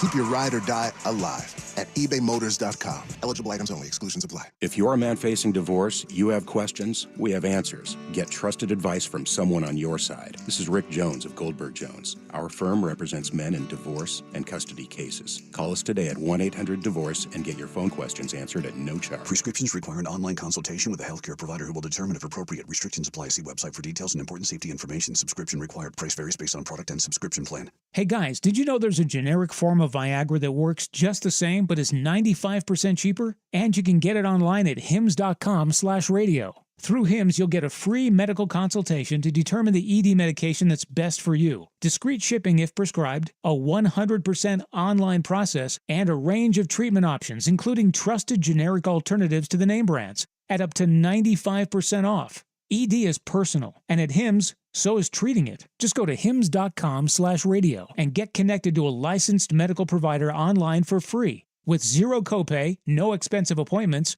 and no awkward face-to-face conversations. To start your free online visit, you need to go to this exclusive address, hims.com/radio. That's hims.com/radio for your free online visit. hims.com/radio. Want a job that makes a difference? Join the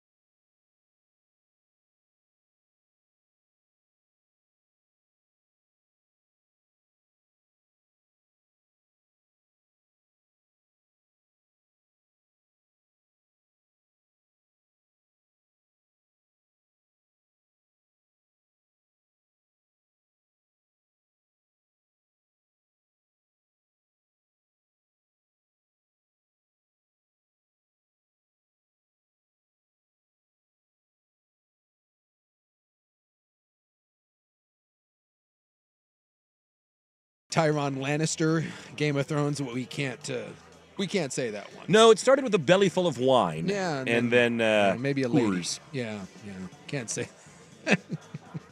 Don't get me wrong, I like the tatted up whore too.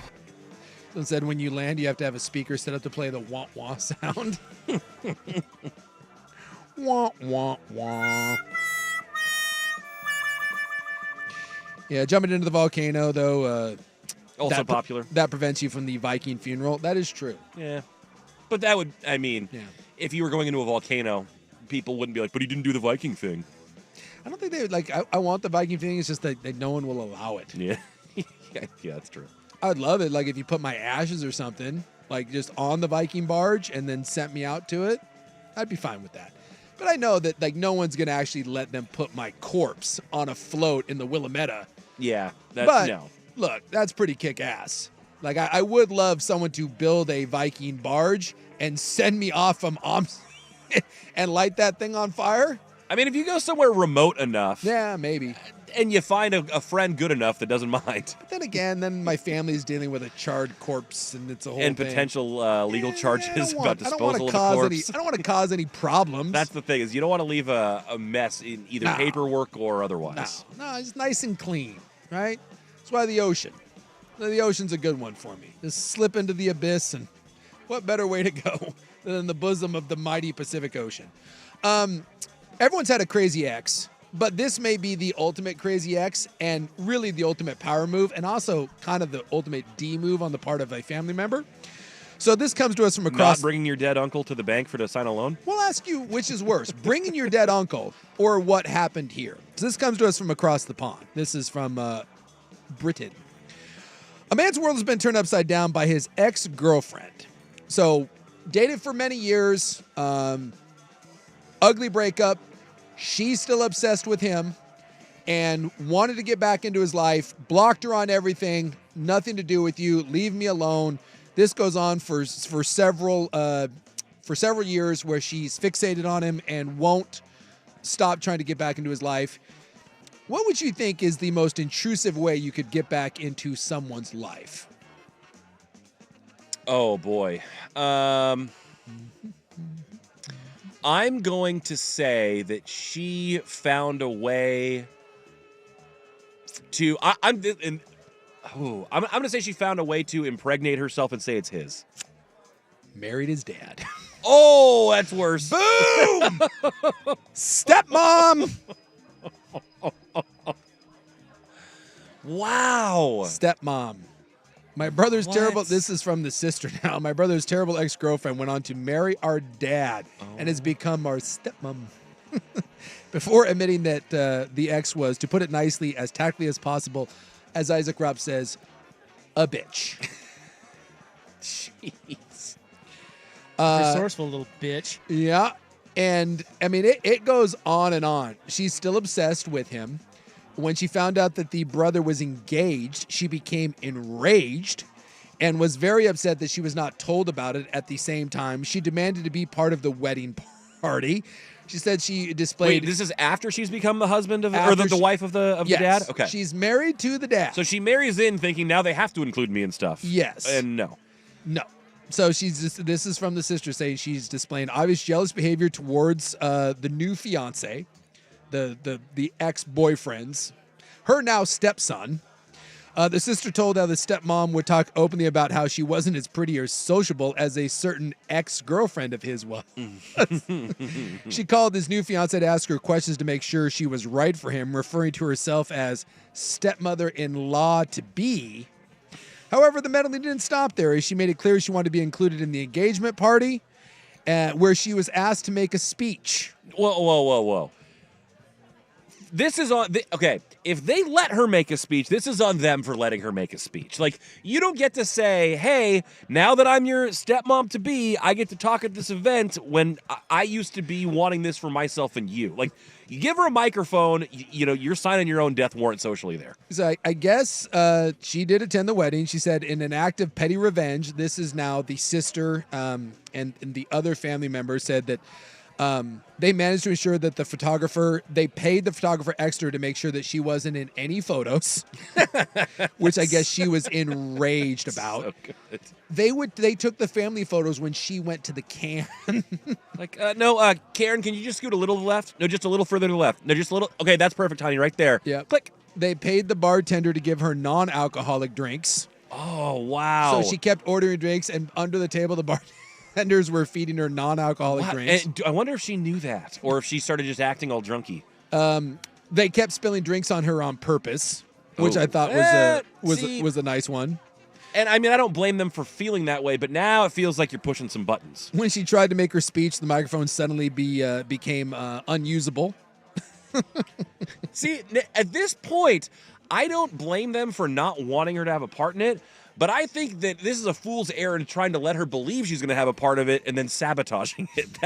That seems like you're opening yourself up to wait. Like you're protecting her feelings by not telling her that she can't do this stuff. You're just sabotaging her ability to do it. How about the fact that the dad was still invited to the wedding? Like, that's a bold move unto itself. I mean, it's one thing, by the way, kudos right, to... Yeah, if my dad is marrying my ex-girlfriend, neither one of you are coming to the wedding.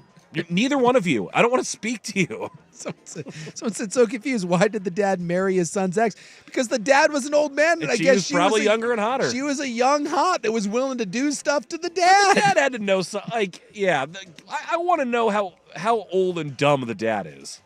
Look, all I'm saying or is... horny, I guess. The key word there is horny. Like, I can see the dad like, son, I understand this is uncomfortable, but she's willing to touch my penis, son. And no one's done that in a long, long time. And she's also 40 years younger than me, and she's willing to touch my penis. You know what the solution to that is? Touch our penises more often. And I'd like to believe that the son, while upset, at the same time was like, I understand. I understand, Dad. But that is the ultimate power move on the part of an ex. Oh, you won't talk to me? I'm not allowed at any functions? We're not allowed to hang out together? Watch this. Well, it's almost like playing 4D chess, though, because it's a move that you didn't even realize was on the board. No. Like most people wouldn't even consider it because they wouldn't think it's a door that you could walk through. Like that is... And yet it happened. Kind of next level. And yet it happened. I wonder if the dad and the son talk about, like, you know... Okay. Maybe this is why he's invited to the wedding. My father-in-law's penis lit up a room wherever he went. Power dynamics from across the pond. When we come back, we'll wrap it up. Kope Asashi, Club 1080 coming up next here on The Fan. The home of